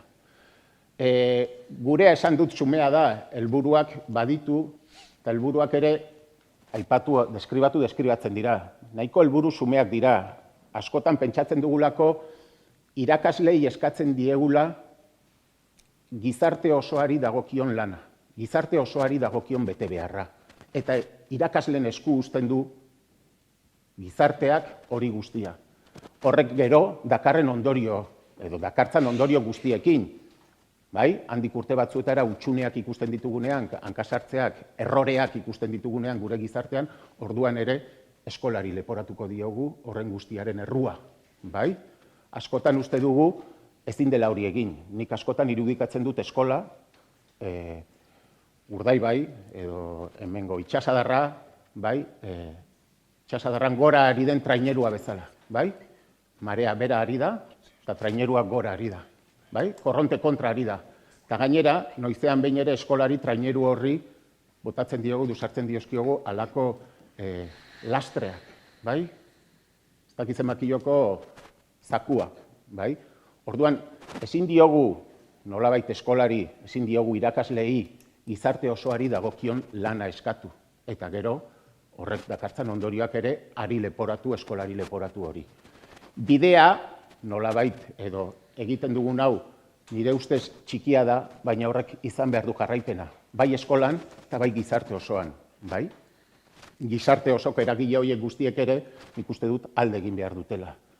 Noizbait, iriz dadin, garaia, errekan gora egon beharrean, errekan bera egitea, bai? Edo bestela, marea bera egon beharrean, marea gora, bai? Gure helburuak hauek dira, azken batean, ikasleengan, irakasle horiengan, kontzientzia piztea, hausnarketan sakontzea, estrategia didaktikoak berariaz jorratzea, eta horretan trebatzea, haiek ere estrategiak behar dituzte, bai? Eduki soziokulturaletan sakontzea, testu inguru soziokulturalen murgintzeko bidea jorratzea, gure Euskal Herri txiki honetan mundu asko daude, bai? Orduan testu inguru horiek ere nolabait ikusi, behaztu, deskribatu eta horren arabera egin beharko ditugu bideak. Era berean, motivazioa, atxikimendua, kulturarekikoa beti esaten duguna. Da, azken batean, proiektu globalak sortzea. Gurera datozen ikasleek, bai, gurean lan arloak hauek izaten dira, azken batean, Iralek 5 irakastegi ditu, komunitatean, Donostia, Gasteiz, Eibar eta Bilboko 2, eta hauek dira gure ikastaroan ematen ditugun arloak. Bai, Euskara eta literatura, Euskal Herriko edo Euskal Herriaren historia eta geografia, herri kultura eta artea. Hor, gero asko sakontzen da, Iruileko batean, emain daiteken guztia. Baina gure ustez garrantzitsuena, bai, ikasturte honetan ezarritako berrikuntza edo izango da. Gurera datozen ikasleek, gurean proiektu bat garatzen dute. Izan daiteke sekuentzia didaktiko, izan daiteke eskolarako berez behar duten zerbait landu, bai? Beti ere gure kulturan dimentsioa berariaz lantzeko proiektu bat, bale? Kontua da, orain arte, gurera etortzen ziren horiek proiektua gurean garatu eta Irale bukatutakoan proiektua eramaten zutela haien zentroetara. Baina horren berri ja, eskenuen horren berri. Hau da, galdu egiten genuen proiektu horren ze eskolaratze zuen, ze garapen baliospena, ondo doa, zabaldu daiteke hezkuntza sistema osoan, beharrezkoa da, edo ez dugu asmatu honekin, proiektu honekin beste bat behar dugu. Aurten martxan jarri duguna da, proiektuaren eskolaratzean behatzea edo jarraipen bat egitea. Horretarako berritzegunekin elkarlanean aritu gara aurten, datorren astean, aste honetan bukaeran daukagu haiekin azken bilera, proiektu horien garapena, eskolaratze horren balioespena aztertzeko, eta uste dugu positiboa dela proiektu horien jarraipena egitea. Azken batean, moduren batean hori delako bidea, hori delako lehen aipatu den zirrikitua proiektu horiek garatzeko, eta gurea den dimentsioa, kurrikuloren euskal dimentsioa, berariaz landu eta gero garatzeko bidea.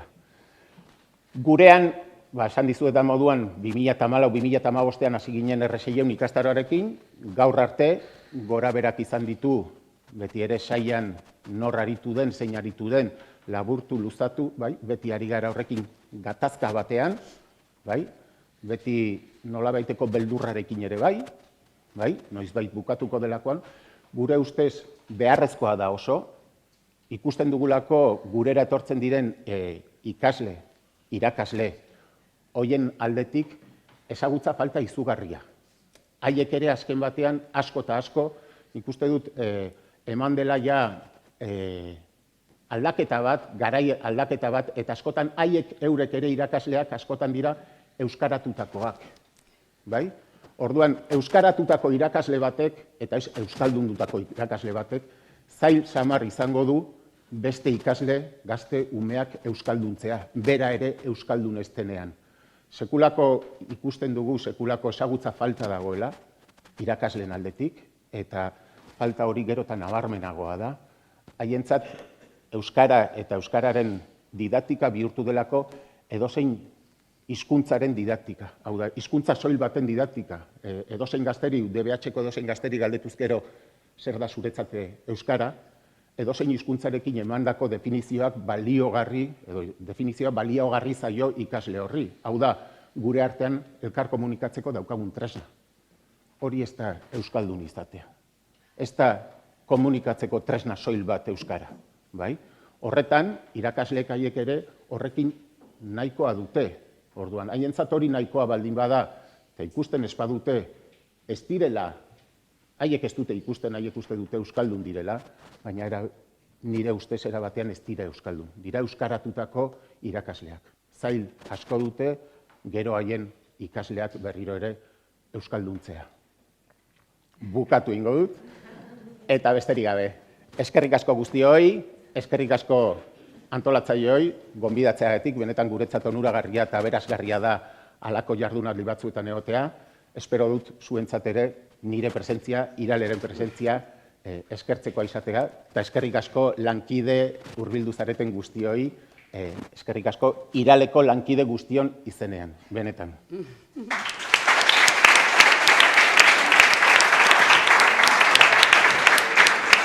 Jarriko dugu.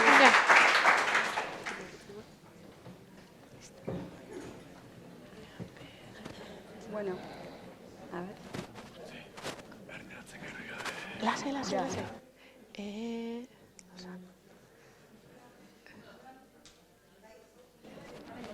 Bueno, nik eserita ingoet, nik ez daukat irakasle zen hori, urduritasun zenak esateit eserita asko zoe izango dela. Bueno, eskerrik asko ueu eta elkarri jardunaldi hauetan parte hartzera gonbidatzeagatik eta jardunaldiak antolatzeagatik. Ze, oinarrin bakigu jardunaldi baten atzean ze lan karga ikaragarria egoten den eta, eskertzekoa da, behintzat, horrelako jardunaldi interesgarriak antolatzea. Eskerrik asko baita ere Katiri, maingurua antolatzen eta laguntzeagatik. Eta, nik gaur egingo dudana da pixkat, oinarri zer den, nortzuk osatzen dugun eta zertan sinisten dugun azalduko izuet. Labur-labur, ze esperientzia asko gea eta informazio asko da. Eta bai saiatuko naizena da, gaurko gaiarekin, Euskal Curriculumaren gaiarekin, herri hezitzailearen filosofiatik ze ekarpen egin dezakegun edo mai gainean jartzen, nahiko modu zabalean. Bueno, oinarri familia handi bat gara, Euskal Herriko 16 eragileek osatzen dugu. Aixia hezkuntza, euskera eta kultura arloan lan egiten dugun eragile kolore askotariko eragileak gara. Hemen horietako batzuk badaude, ikasi adibidez, edo ikastolen elkarteko zirimula aixialdi elkartea. Oinarrin daude baita ere Txatxilipurdi elkartea, Urtsintxa, Remanitz, Irukila Roxa, Euskal Zalen Topagunea.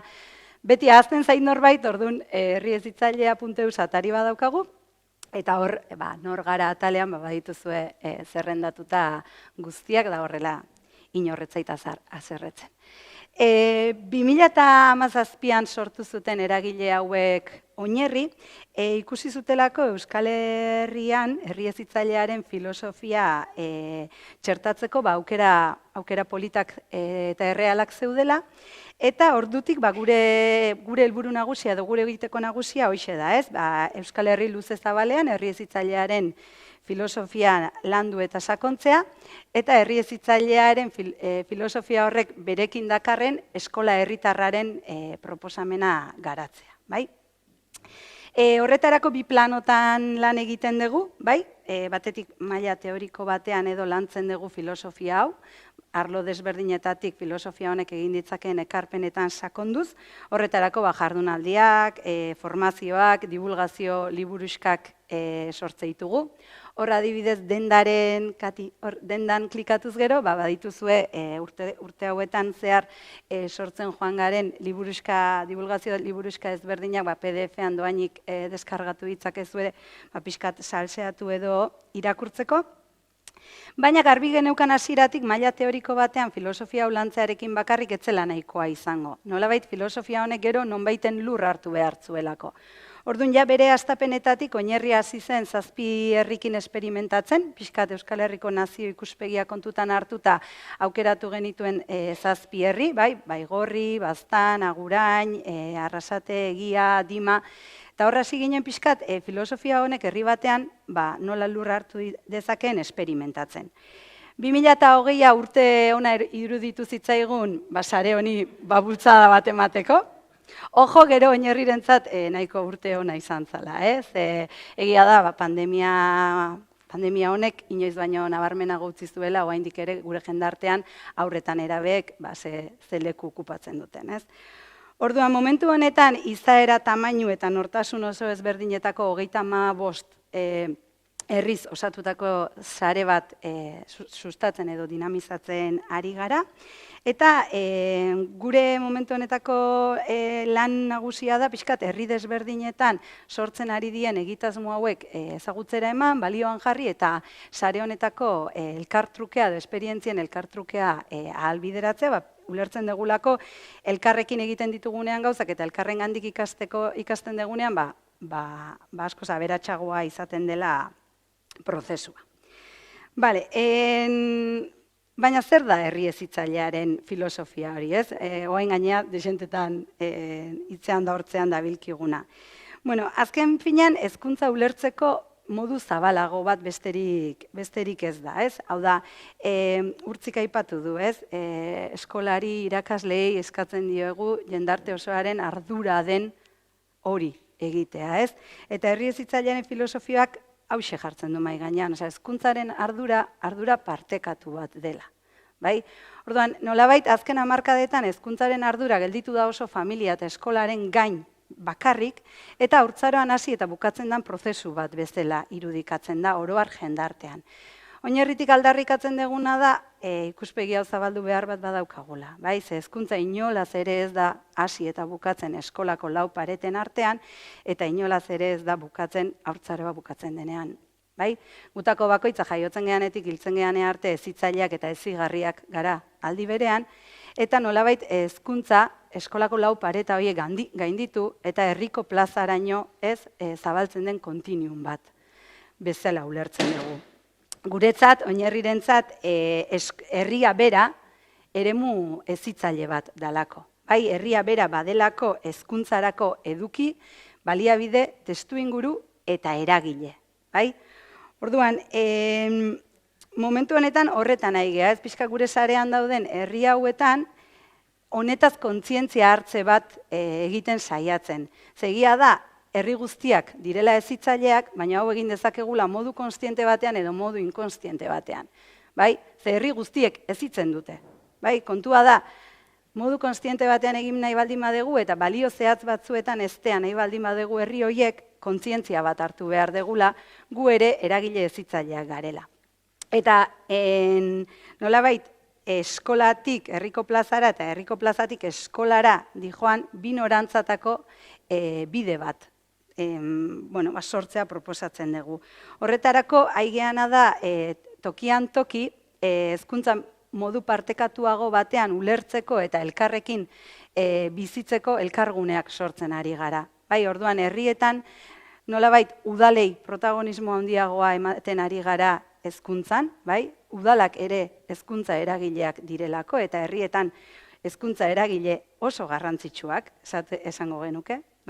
Orduan, nolabait, udala, herriko hezkuntza formalaren komunitatea, egon daitezkenik sare desberdinetako ikastetxeak, eta herrigintzako eragileak elkarrekin, herriarentzat hezkuntzatik estrategia bat pentsatzen jartzen ari gara. Hau oso politia gelditzen den hau, gero praktikan oso zaila da. Ze udal baten lan egiteko moduak, erritmoak, arloka lan egiteko daukaten, ohitura horrek, asko zailtzen du herrigintzarekin elkarlana egitea edo ikastetxeekin elkarlan bat egitea. Baina iruditzen zaigu, tokian tokiko hezkuntza komunitatea saretzeak emango digula benetan, euskal kurrikuluma edo zeharlerroak izan daitezken balio hezitzaile horiek benetan modu integral batean lantzeko aukera. Ze bestela hoi da, ez? Lehen uste Iratxek aipatu dula, ez? Bestela euskara lotzen da eskolarekin, bai? Eta horrek badakigu ze ondorio duen aurretan erabengan.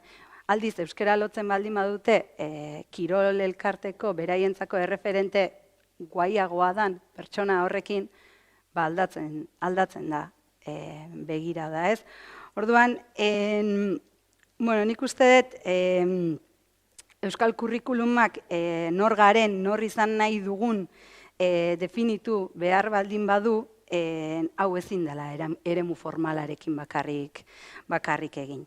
Bai, osea, tokian toki, une horretan, herri horretan dauden hezkuntza eragile desberdinekin batera egin behar da. Eta ardura hau partekatu behar dugu. Eta nolabait berai ere aitortu behar diegu, irakasleak bezalaxe, beraien ardura ere badala hezitzaile izatea, eta hor herrietan aliatuak bilatu behar ditugu euskal kurrikulum hau ertz desberdinetatik modu integralago batean garatu ahal izateko. Eta hemen utziko dut. Hala esan. Eskerrik asko.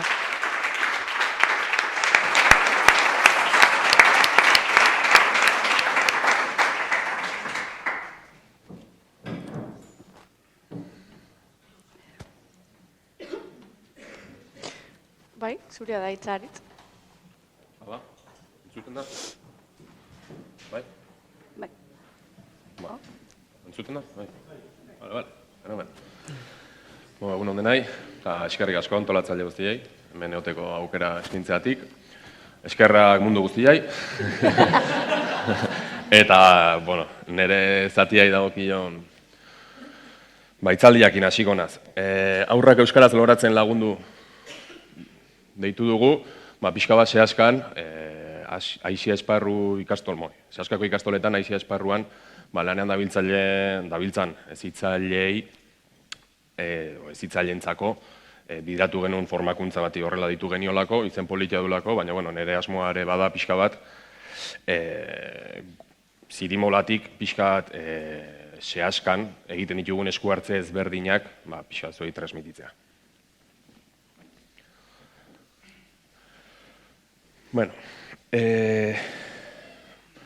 Zehazkan, kezka handi bat zehon, urtez urte pixka bat kezka areagotzen zijoan, bereziki ikastolai lotutako Aisia Esparruan ikasleek zuten harreman motak, hizkuntzaren erabilera, oso frantsesdunak bihurtzen aizian une eta gune ezberdinak, harreman mailan ere arazo franko zeuden, adintarte ezberdinetako aurrak etzien hasten, mutilekin, eskaneskakekin, horrelako egoera nahiko nabarmenak zeuden gaina ikastola ezberdinetan. Eta, gu zirimolatik ere zehazkako hezkuntza taldean gaudenez, zehazkako hezkuntza taldera deitzen zuten, kezka bat adieraziz, behar ezberdinak, eta ea zer egin genezakeen elkarlan hortatik galdezka. Eta gu, ara hurbiltzen ginen, suhiltzaile lanak bezala, jolas joko ezberdinak proposatu, euskaraz bizikoak hizkuntzaren inguruko lanketa ezberdinak eginaz, psikologo taldekoa pixka bat aurraren garapenaren, eta horren inguruko lanketa ezberdinak eginaz, baina ikusten zen partxe lanak bezala ziela.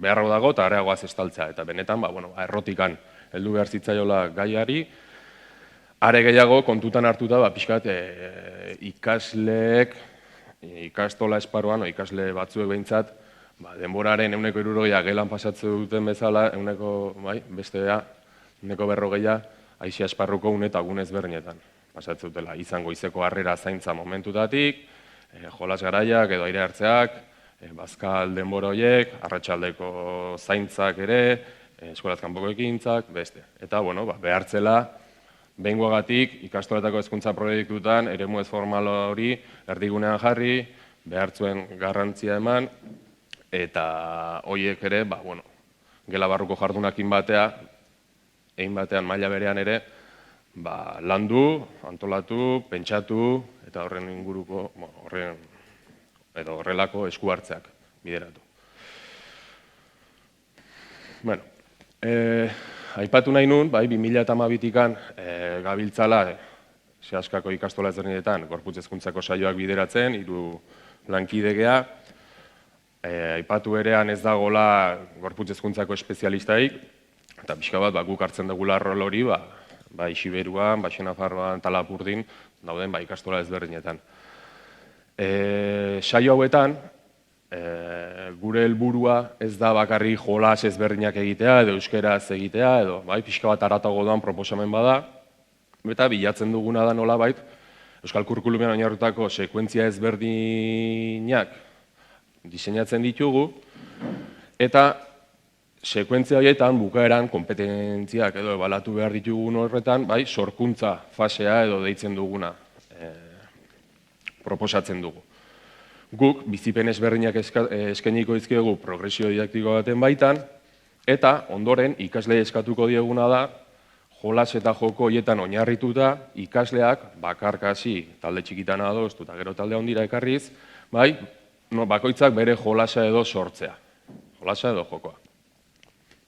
Lanketa hori egiten dugunean, ateratzen dira gela bakoitzetik 4 jolas, ondoren gelako topaketa bat edo jaialdi berezi bat egiten dugu.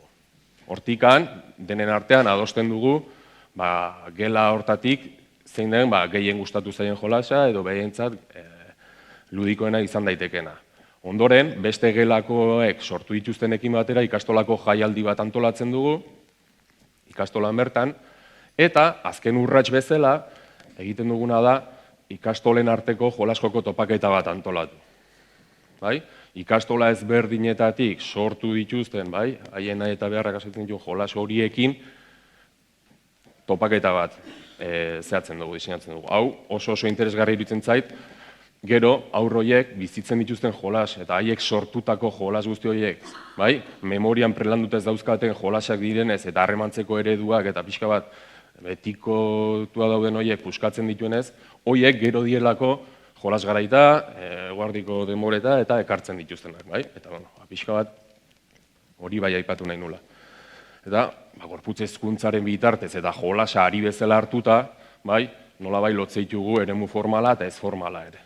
Eta hori nik uste aberasgarria dela, eta nola ikasleak ere kultur sortzaile edo kultur eragile aktibo bilakarazten direla horrela. Esperientzia hauetatik ikusten genuen ere, Aisia esparruan bertan zauden hezitzaile horiei, aitortza bat, errekonozimendu bat, eta merezi zor geniela ere, eta ezinbestekoa zela hezkuntz proiektuak eta baita hizkuntz proiektuak ere bere baitan behar bezala garatu alizateko, beraien hitzak edo beraien oihartzuna ere kontseilutara edo dena delakoetara heltzea. Eta orduan, hasi ginen lantalde bat, buelta batzuk ematen, zer nola egin genezaken, eta horrela diseinatu genuen, aurrak euskaraz loratzen lagundu formakuntza hori. Batetik xede hori bazuen, eta bestetik zen hori, ikasleen hizkuntz portaletan zein elkarbizitzan eragitea. Zegu proposatzen dizkiegun testu inguru horiek eragin zuzena dute, bai batean eta bai bestean. Eta modu hortara, oinarrizko ezagutza batzuk edo ere transmititu, helarazi, eta tresna ezberdinak egunerokotasunean baliatu alizateko ere, eskuratz izaten. Gero, hurrengo ikastu urteari begira, eta guk Zigimolatik ere parte hartu genuen, elkarbizitza proiektua sortu zen hor, psikologo taldea zen ardatz nagusia, baina gure esku hartze edo gure laguntza edo eskatu zuten, eta hor ere parte hartu genuen, eta hor hizkuntzaren alde hori baino elkarbizitzari lotutako perspektiba batzun. Hor, balorazioak esan aurreko bitan ere oso positiboak izan ziela, eta gure baitan ere bazeon beste ideia bat, ilusio bat eta esperimentatzeko gogo bat, kanpo espazioak edo Aisia une eta gune ezberdinak bizitzen dituzten kanpo espazioak fisikoki behaiek aldatzeko interes bat, ikusten genuen, futbol zelai batean edo eremu estandarizatu batean, baloi bat edo ustearekin batera, hainbat jarrera, hainbat portaera, hainbat harreman eredu sustatzen ari ginela. Eta horri buelta bat eman behar zitzaion, baina saskako errealitatera egokituta. Baliabideak 0, gogoa 100, eta nola egin, koktelera izatu, eta horri forma mateko. Eta, aurkeztu ginen Ortzaizeko ikastolan, betidanik izan dugulako harreman estua eta konektatu dugulako ere, eta ideia plazeratu genienean, gustoa hartu zuten, bi hilera ezberdinak egin ditun, aurkezpen ezberdinak, gurasoekin, ikasleekin, guztiekin, eta, prozesu hontan aurra erdigunean jarri genuen, beraien interes nahiak zeintzuk ziren galdetu genizkien, herritikan, herriko eremu espazio fisiko ezberdinetan, bizipen ezberdinak eskaini genizkien, eta gero horren arabera ikastolan bertan ere, modu xume batean, baina, modu ezberdin batean antolatu genuen kanpo espazioa bera. Eta, bizipen guzti horietatik, ikasleak eurak, adierazpen artistiko baten bidez maketa bat osatu zuten, eta ondoren maketa hori gurasoa aurkeztu zitzaien, eta gurasoak, hezitzaileak, irakasleak, baita gu ere bertan ginela, erabaki zen zer egiten ahal dugun hortatik, zer egingo dugun. Eta, hola, buelta mantzitzaion, eta, egia da, positiboki baloratu dela, eta hurrengo urtei begira ere, ikastola ezberdinetatik, hori ere, eskara hori hor dagoela. Eta, hurrengo ikasturte honetatik aurre ere, badugu besku artean beste proiektu bat, gero tartetxoa da. Eta, azken batean gure ametsa edo dela, euskal hiztun oso edo, euskalduntze hortan eragitea, nolabait aurrak ere, ez bakarrik hizkuntzaren perspektibatik, gurtzik esan duen bezala, baina bereziki ere, erabilera hori edo barrutik aztea, nahi gabe ateratze hori, modu ez formal batian, espontaneo batian, eta hortarako aldarrikatu nahi duguna da, orain arte, edo orain asko ez arte, behintzat, hezkuntza formala edo gela barruko begirada hori erdigunean izan den bezala, egin berian, eremu ez formala edo aisia esparrua bera, maila berean jartzea, eta horre ere badugula hezkuntzaren barruan esparru garrantzitsu bat, ezinbestekoa dena, benetan, horra aipatzen amets hori edo zehatzeko. Eta bakarrik aipatu, honi lotuta, guzti honek piztu duela ere, ikastolen elkartean barruan ere, zehaska maila ikastolen elkarte barruan, nazio ikuspegi batetik eta lurralde guztiak aintzat hartuta, aixiai buruzko marko orokor bat sortu da, mardula, lantaldean egina ere, eta hori nahi da pixka bat aixia ulertzeko edo erreferente edo ipar bezala hartu, askotariko esku hartze ezberdinak edo horren baitan ere ikializateko. Eta beste gabe.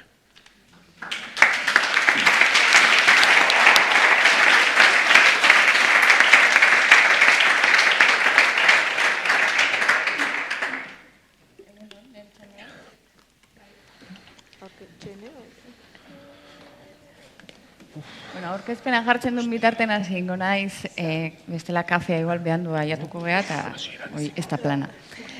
Ikaselkar hezkuntza argitaletxetik dator, katik hasieran esan dizuen bezala, eta ikasmaterial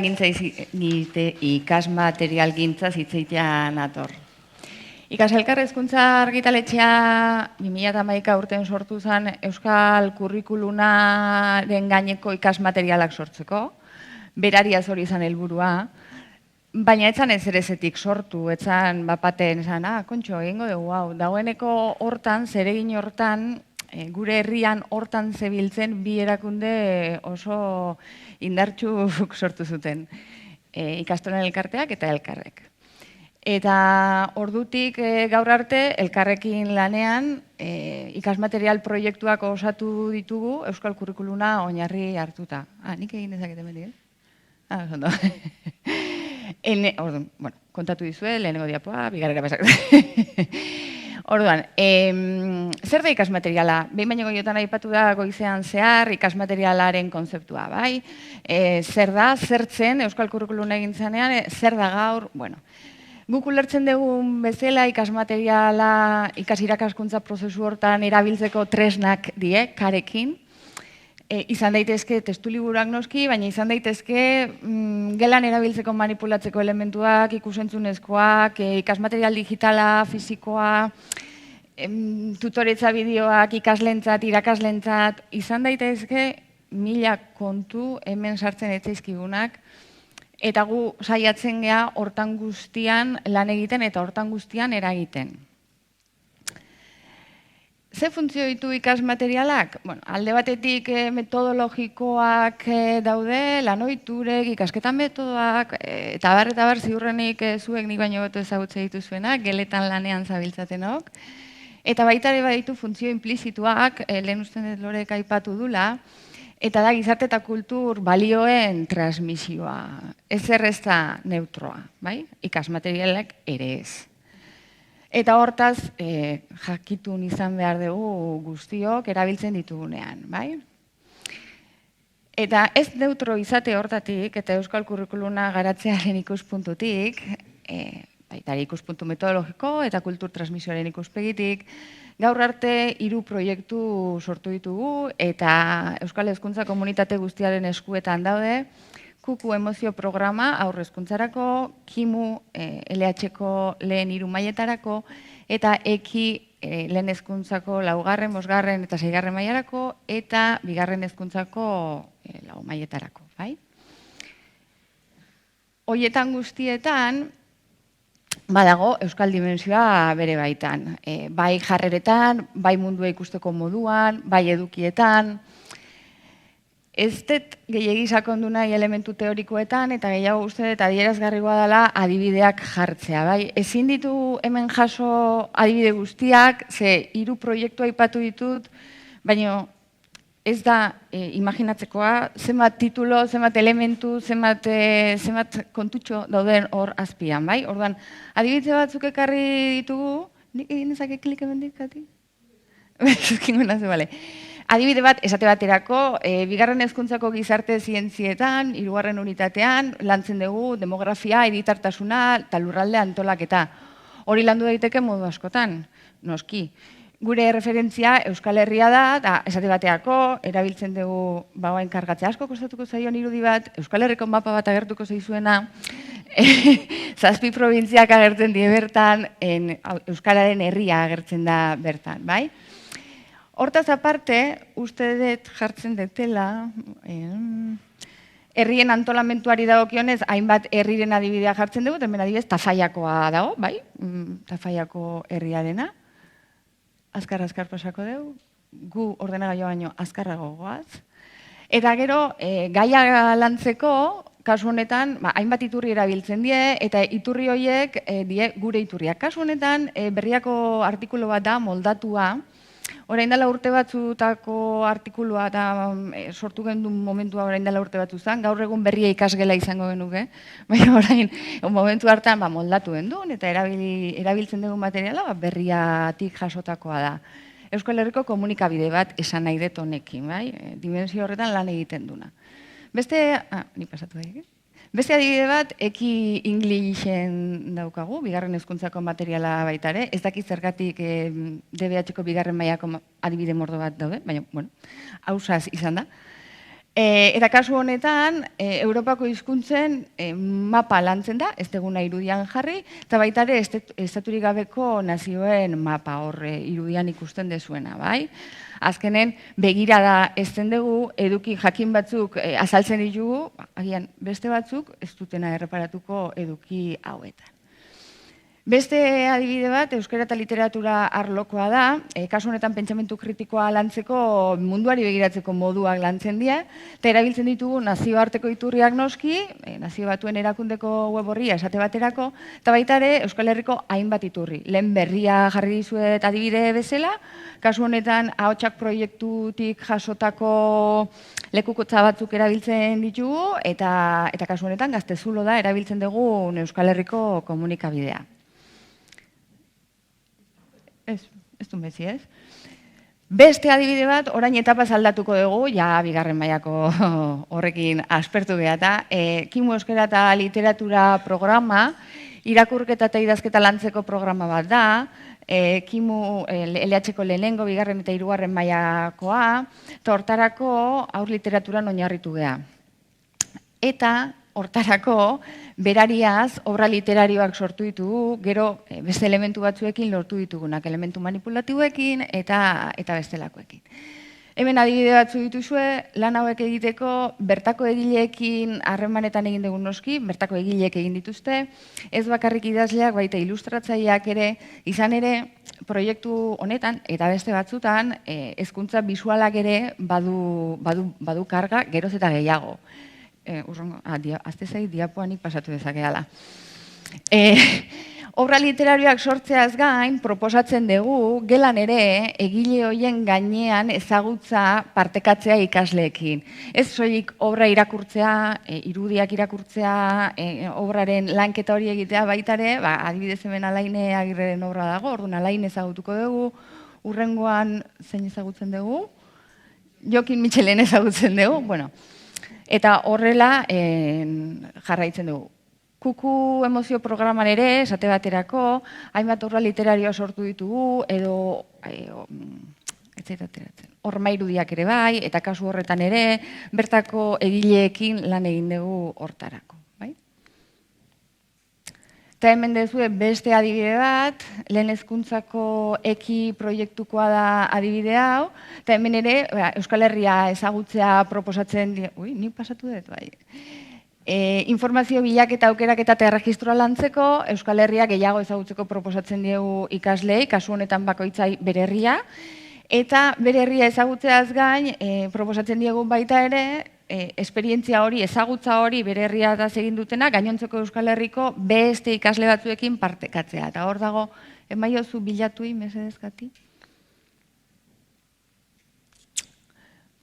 Eta hor, beratxego junda, hor ikusten duzue ikasleek igotako, bakoitza bere herriko erretratua egin duna, gainontzekoekin nola partekatzen duen.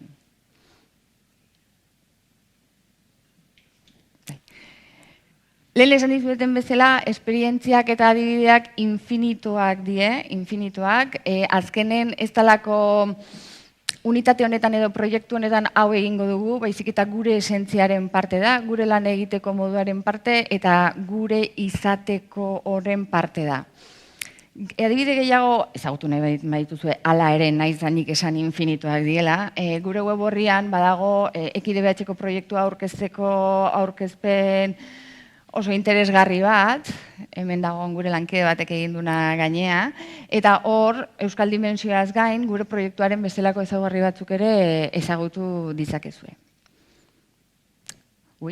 Izan nahi superazkarra. Eta orduan, lagundu denei ordua betetzen.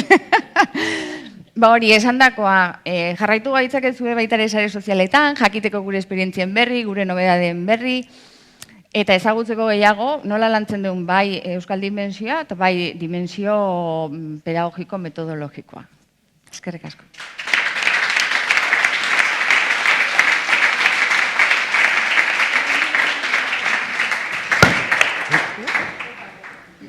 Banekin. Bueno, eta zuen aurkezpenan ondoren, galdera pare bat luzatuko dizuet bakoitzari pixkat gehiago ezagutzeko zuen proiektuak. Zuekin hasiko naiz, denbora asko dara mazu isilik.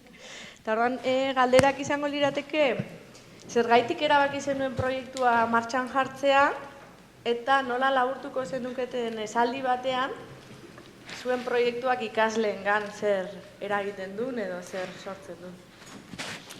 Bueno, hau martxan jarri denuen sormen digitala, pixka bat...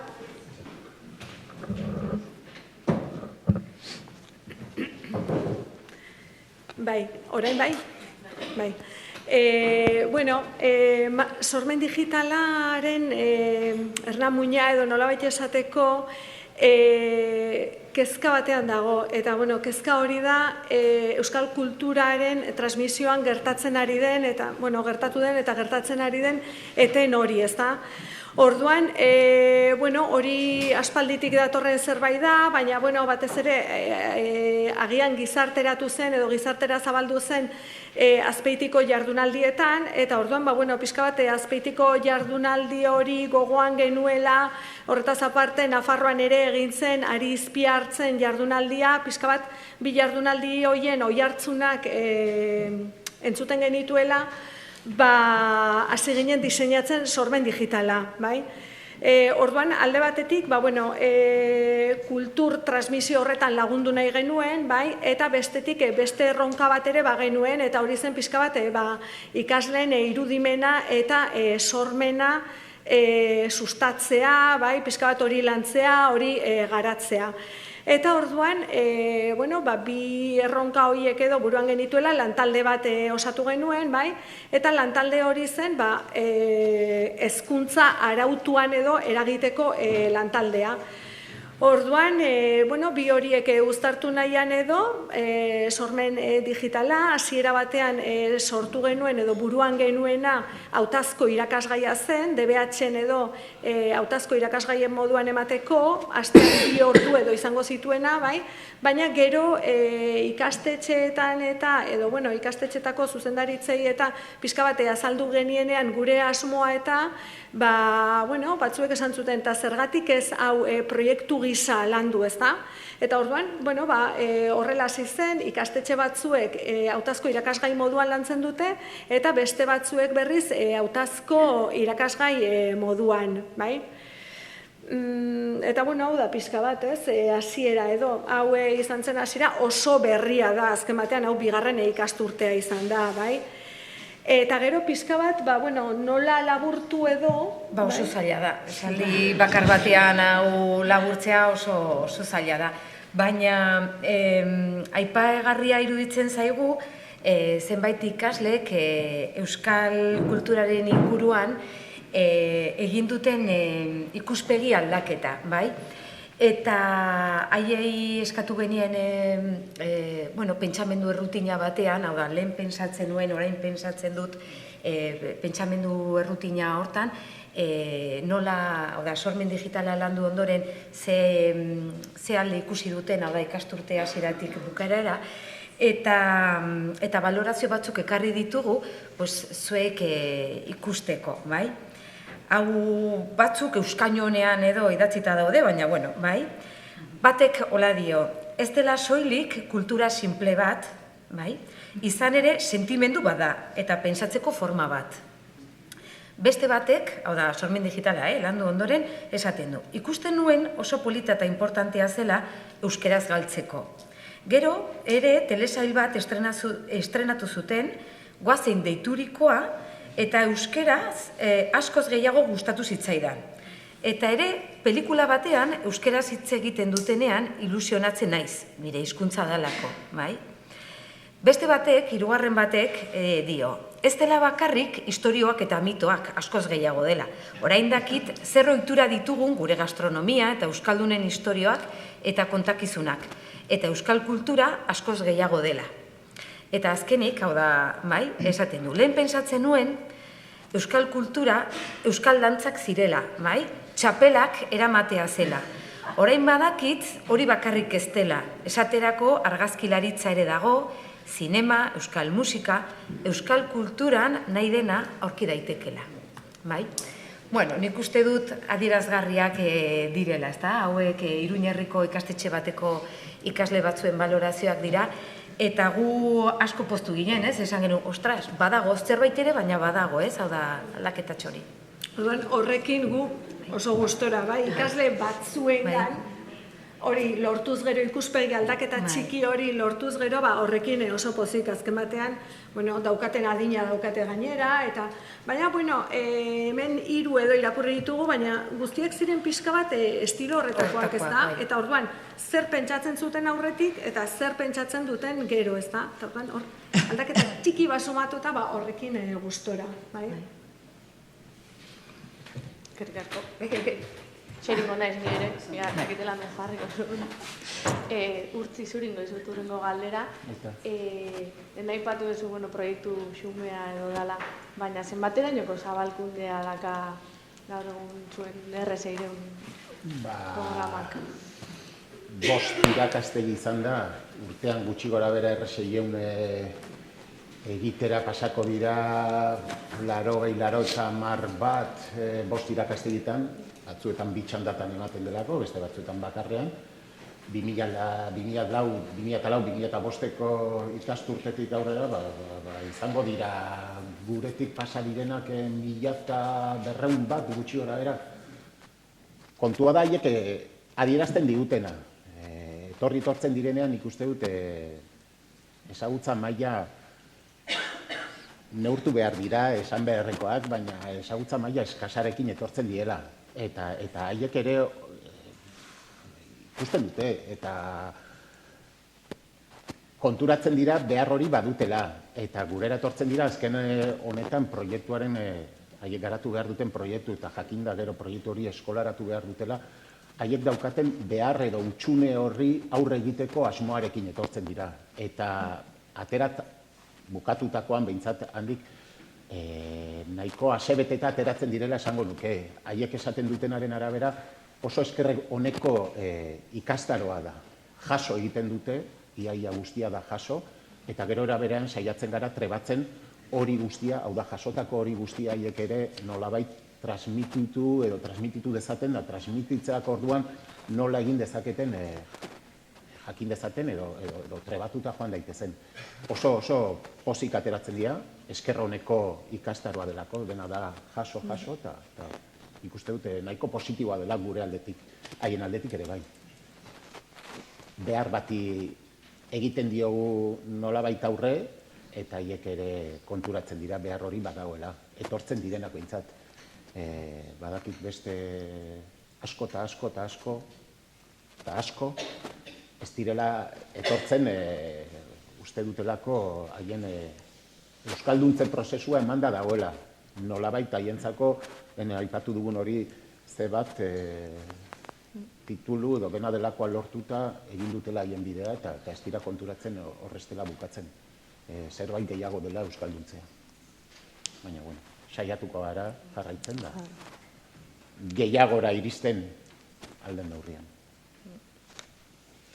Gehiagoren gana iristeko ere, saretzea importantea lehen ere aipatu du, eta horren inguruan galdetu nahi nizun zuri Maite, esperientzia da kasuelako, ez? Euskal Hezkuntzan ari gen eragileen artean, saretze hori indarteko ze estrategia identifikatu izan dituzue zuen jardunean, edo? Bueno, galdera potentea da, ez daukat erantzunik. Baina bai igual, gure esperientziatik, azteko igual, Euskal Hezkuntzan ari garen eragileak aipatzen ditugunean, berriz ere maiz hezkuntza formala eta informaleko eragileak ahazten zaizkigula. Eta hauen garrantzia aitortu behar diegula. Eta aitortu behar diegula beraiek hezkuntza eragileen moduan daukaten garrantzia eta nolabait honen parte egin. Lehen aipatu dudan ikuspegi integralago hori lortzera bidean.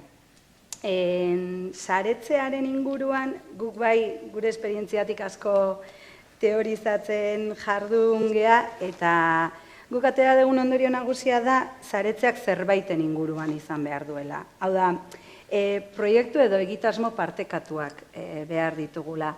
Saretzeagatik, elkar ezagutza eta guzti hori ondo dago momentu bate arte, baina gero hortik beste pauso bat gehiago emateko beharrezkoa ditugu helduleku batzuk edo praktika batzuk.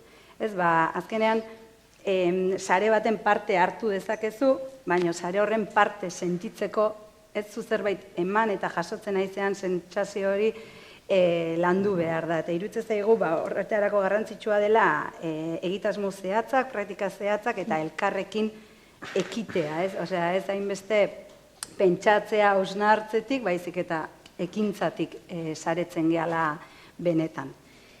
Eta gero, bukatzeko igual, saretzearen eskalari ere garrantzia berezi bat ematea. Oso garrantzitsua da makro mailan, Euskal Herri mailan, nazio ikuspegi horrekin, saretze bat ematea, gaur igual hemen egiten ari gehan bezala, baina gero mikromailan ez baldin bagea saretzen, guk makromailan pentsatzen, definitzen dugun, ezaugarritzen dugun euskal kurrikulum horrek, lurra hartzeko ez dauka hor sarerik, bai? Orduan, iruditzen zaigu tokian, tokiko hezkuntza komunitateak saretzea, lehen aipatu ditudan, herrietan egon daitezken hezkuntza eragile guzti horiek saretzen hastea, udala, ikastetxeak, ludoteka, gazteleku, aixialdi elkarte, euskera elkarte, kultura elkarte, kirol elkarte, herri bakoitzean egon daitezken horiek saretzea garrantzitsua izango dela makromailan saretutako eta hor sortzen den horrek gero lurra hartzerakoan behintzat egitura batzuk izan ditzak. Bueno, Aritz, zuretzako horrengo galdera, aipatu duzue kezka batetik abiatuta jarri zenuela martxan zuen proposamena edo, eta ordutik hona da zertan da egoera hori, edo nola evoluzionatu du, edo ikusi duzue eraginik. Kezkak hor segitzen du, areagotu da, baina baita ere nolabait begirada hori ere zabaldu da, eta benetan aixe esparru hori begira ere ikastolak hasi dira lanean. Horrek pila bat poste gaitu, erantzunkizun bat ere, piztu dugun su horri hauspo gehiago emateko edo erantzunkizun ere badugu, eta hortan gabiltza eskaera handi bat izan da, ikastolen partetik, zehazkan horren inguruko lanketa bat elkarrekin abiatzeko ideia hori, eta hortan gabiltza, aurten buru belarri aritu geha, datorren ikastu urtetik aurrea garatuko dugun proiektu horri forma ematen. Kanpo espazioak eraldatzen deitzen da, eta bi atal bezala edo izango lituzke batetik guk aiei formakuntza jarraiki baten bidez, bi ikasturtetan zehar, formakuntza ezberdinak emango dizkiegu, baina aldi berean haiek behen ikastoletako errealitatearen inguruko behaketa, ahalik eta objektiboena edo burutu beharko dute, ondoren, proiektu horren hirugarren fasean, esperimentatu beharko dutelako, guk pixka planteatzen diegun hortatik duten errealitate hori aintzat hartuta, tokian tokiko ikastola horri gehien ondoen egokitu diezaiokeen proposamena edo dena delakoa, eta gero hori guztia noski ebaluatu. Eta falta motatzen genuna zen, ikerketa, aliketa objektiboenak, edo ez sentsazioen baitako gauza, ez neurketak, orain arte oso modu hipotetikoan, edo ez pixkat sentsazioen baitako pertzepzioa edo genuen, edo irakurketa egiten genuen, eta ni horren alde edo horren zeakoa naiz, baina egia da teoria bat edo irakurketa objektibo batek ere, diagnostiko konkretu batek ere, asko laguntzen dula, zer, nola, kudeatu, erabakitzeakoan. Eta, izango da bi urteko prozesu bat, ilusioa duguna, ikastolak ere gu bezala motibatu dena, eta espero dugu, hortikan ere, hobetzeko eta indartzekoak aterako dien bezala, gauz batzutan asmatzea. Eta aipatu nahi nun ere, hemen ematen dut aixia esparrua, gela barru, aipatu dut ere, gela barrua eta gela kanpoa edo parean jarri behar zirela hola, nik uste garrantzitsua badela hori, baina beti ere aixia esparruaren izaera informal hori atxikiz. Hori galtzen badugu, akabo.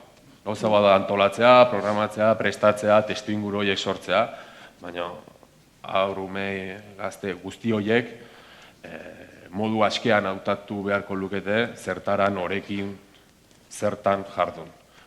Eta hor dago gakoa. Azten magea programatzen hori ere eta zertan jolastu beruten horekin edo hau inberuten, ez. Baina nik uste aukerakoa daudela eta saiatuko, hortan. Kerrik asko. Bueno, edurne, leheno txintxo ibilizea labur egiteko eskatuko izut. Eta zuri galdetu nahi nizuna zan, urrengo urteetan zer edukitan edo zertan jarri berko genuken arreta? Eduki jakin bat baino momentu honetan, inbar deguna da Euskal Hezkuntza bizitzen ari den paradigma irakurri, gertatzen ari den nobedade horiek guztiak ondo irakurri, eta daukagun horren gainean lanean jarraitu, eta etengabe berritzen jarraitu, zen lehen esan deten bezala ikasmateriala ez da testu liburua bakarrik, gauza gehiago da, eta gaur egun baita ere eskatzen du etengabeko berrikuntza hori, eta etengabe egon behar dezu hori elikatzen erabiltzaileek eduki dezaten azkena eta behar duten hori, bai? Eta gero beste alde batetik, ez dakit hau galdetu jatzen baino esan dut, gure beste erronketako bat edukiak lantze horretan, bada Euskal Herriko beste erakunde batzukin saretzea, denak saretzetan izaten, nire bai. Eta sorkuntza bertatik ere elkarlanean oinarritzen den erakunde bat gehagu, eta lan egiteko moduan ere elkarlanean ari gara. Esate bateako, kimurako ez jarri dizuedan adibidean, beste disiplina bat erronkak dira, eta bertan guk ikaslei gaia testu inguratzeko, estrategia desberdinak eskaintzen dizkiegu, eta tartean, Bersozal elkartearekin lankidetzan, bertso sorta batzuk sortzen nahi geha, gai horiek testu inguratzeko, eta bertso sorta horiek ez dizkiegu eskaintzen ikaslei idatziz bakarrik, baita ere ikusentzunezkoak sortze ditugu, bertsolaritzaren dimensio guztia hartzeko, ze badu zer ikusia gorputzak, ahotsak, ez da bakarrik irakurtzea, bai? Eta oso gustura gaude lankidetza horrekin, ze gainea baita ere lankidetza hortan Bersozal elkarteak bazituen identifikatuta transmisio hortan mantendu edo landu nahi genitun doinuak, ze baita ere identifikatu gendun, momentu jakin baten ikasleek ja ez dituztela doinu tradizional batzuk ezagutzen, da orduan beraiekin lankidetzan, ja luzatzen nahi naiz, esan nahi nuena zan, Bersozal elkartearekin bezala, beste hainbat erakunderekin dagoeneko lan egiten dugu, eta egiten ez dugunekin, guk ez badugu deitzen badeitu edo topatuko gala bidean, eta gu hortarako ere bagaudela. Eskerrik asko. Eskerrik asko, Seiroi, parte hartzagatik, erresteagatik lan hauek ere bai. Eta, mentxe bukatuko deu, 5 minutuko atzerapenarekin, baina honikan kafe hartzeko tartea badakagu. Sandiatea bixatzeko kanpoan atera eta eskerretara daun pergolatxoan nengo dela kafea eta zizkamizka batzuk, eta gero jarraituko dut.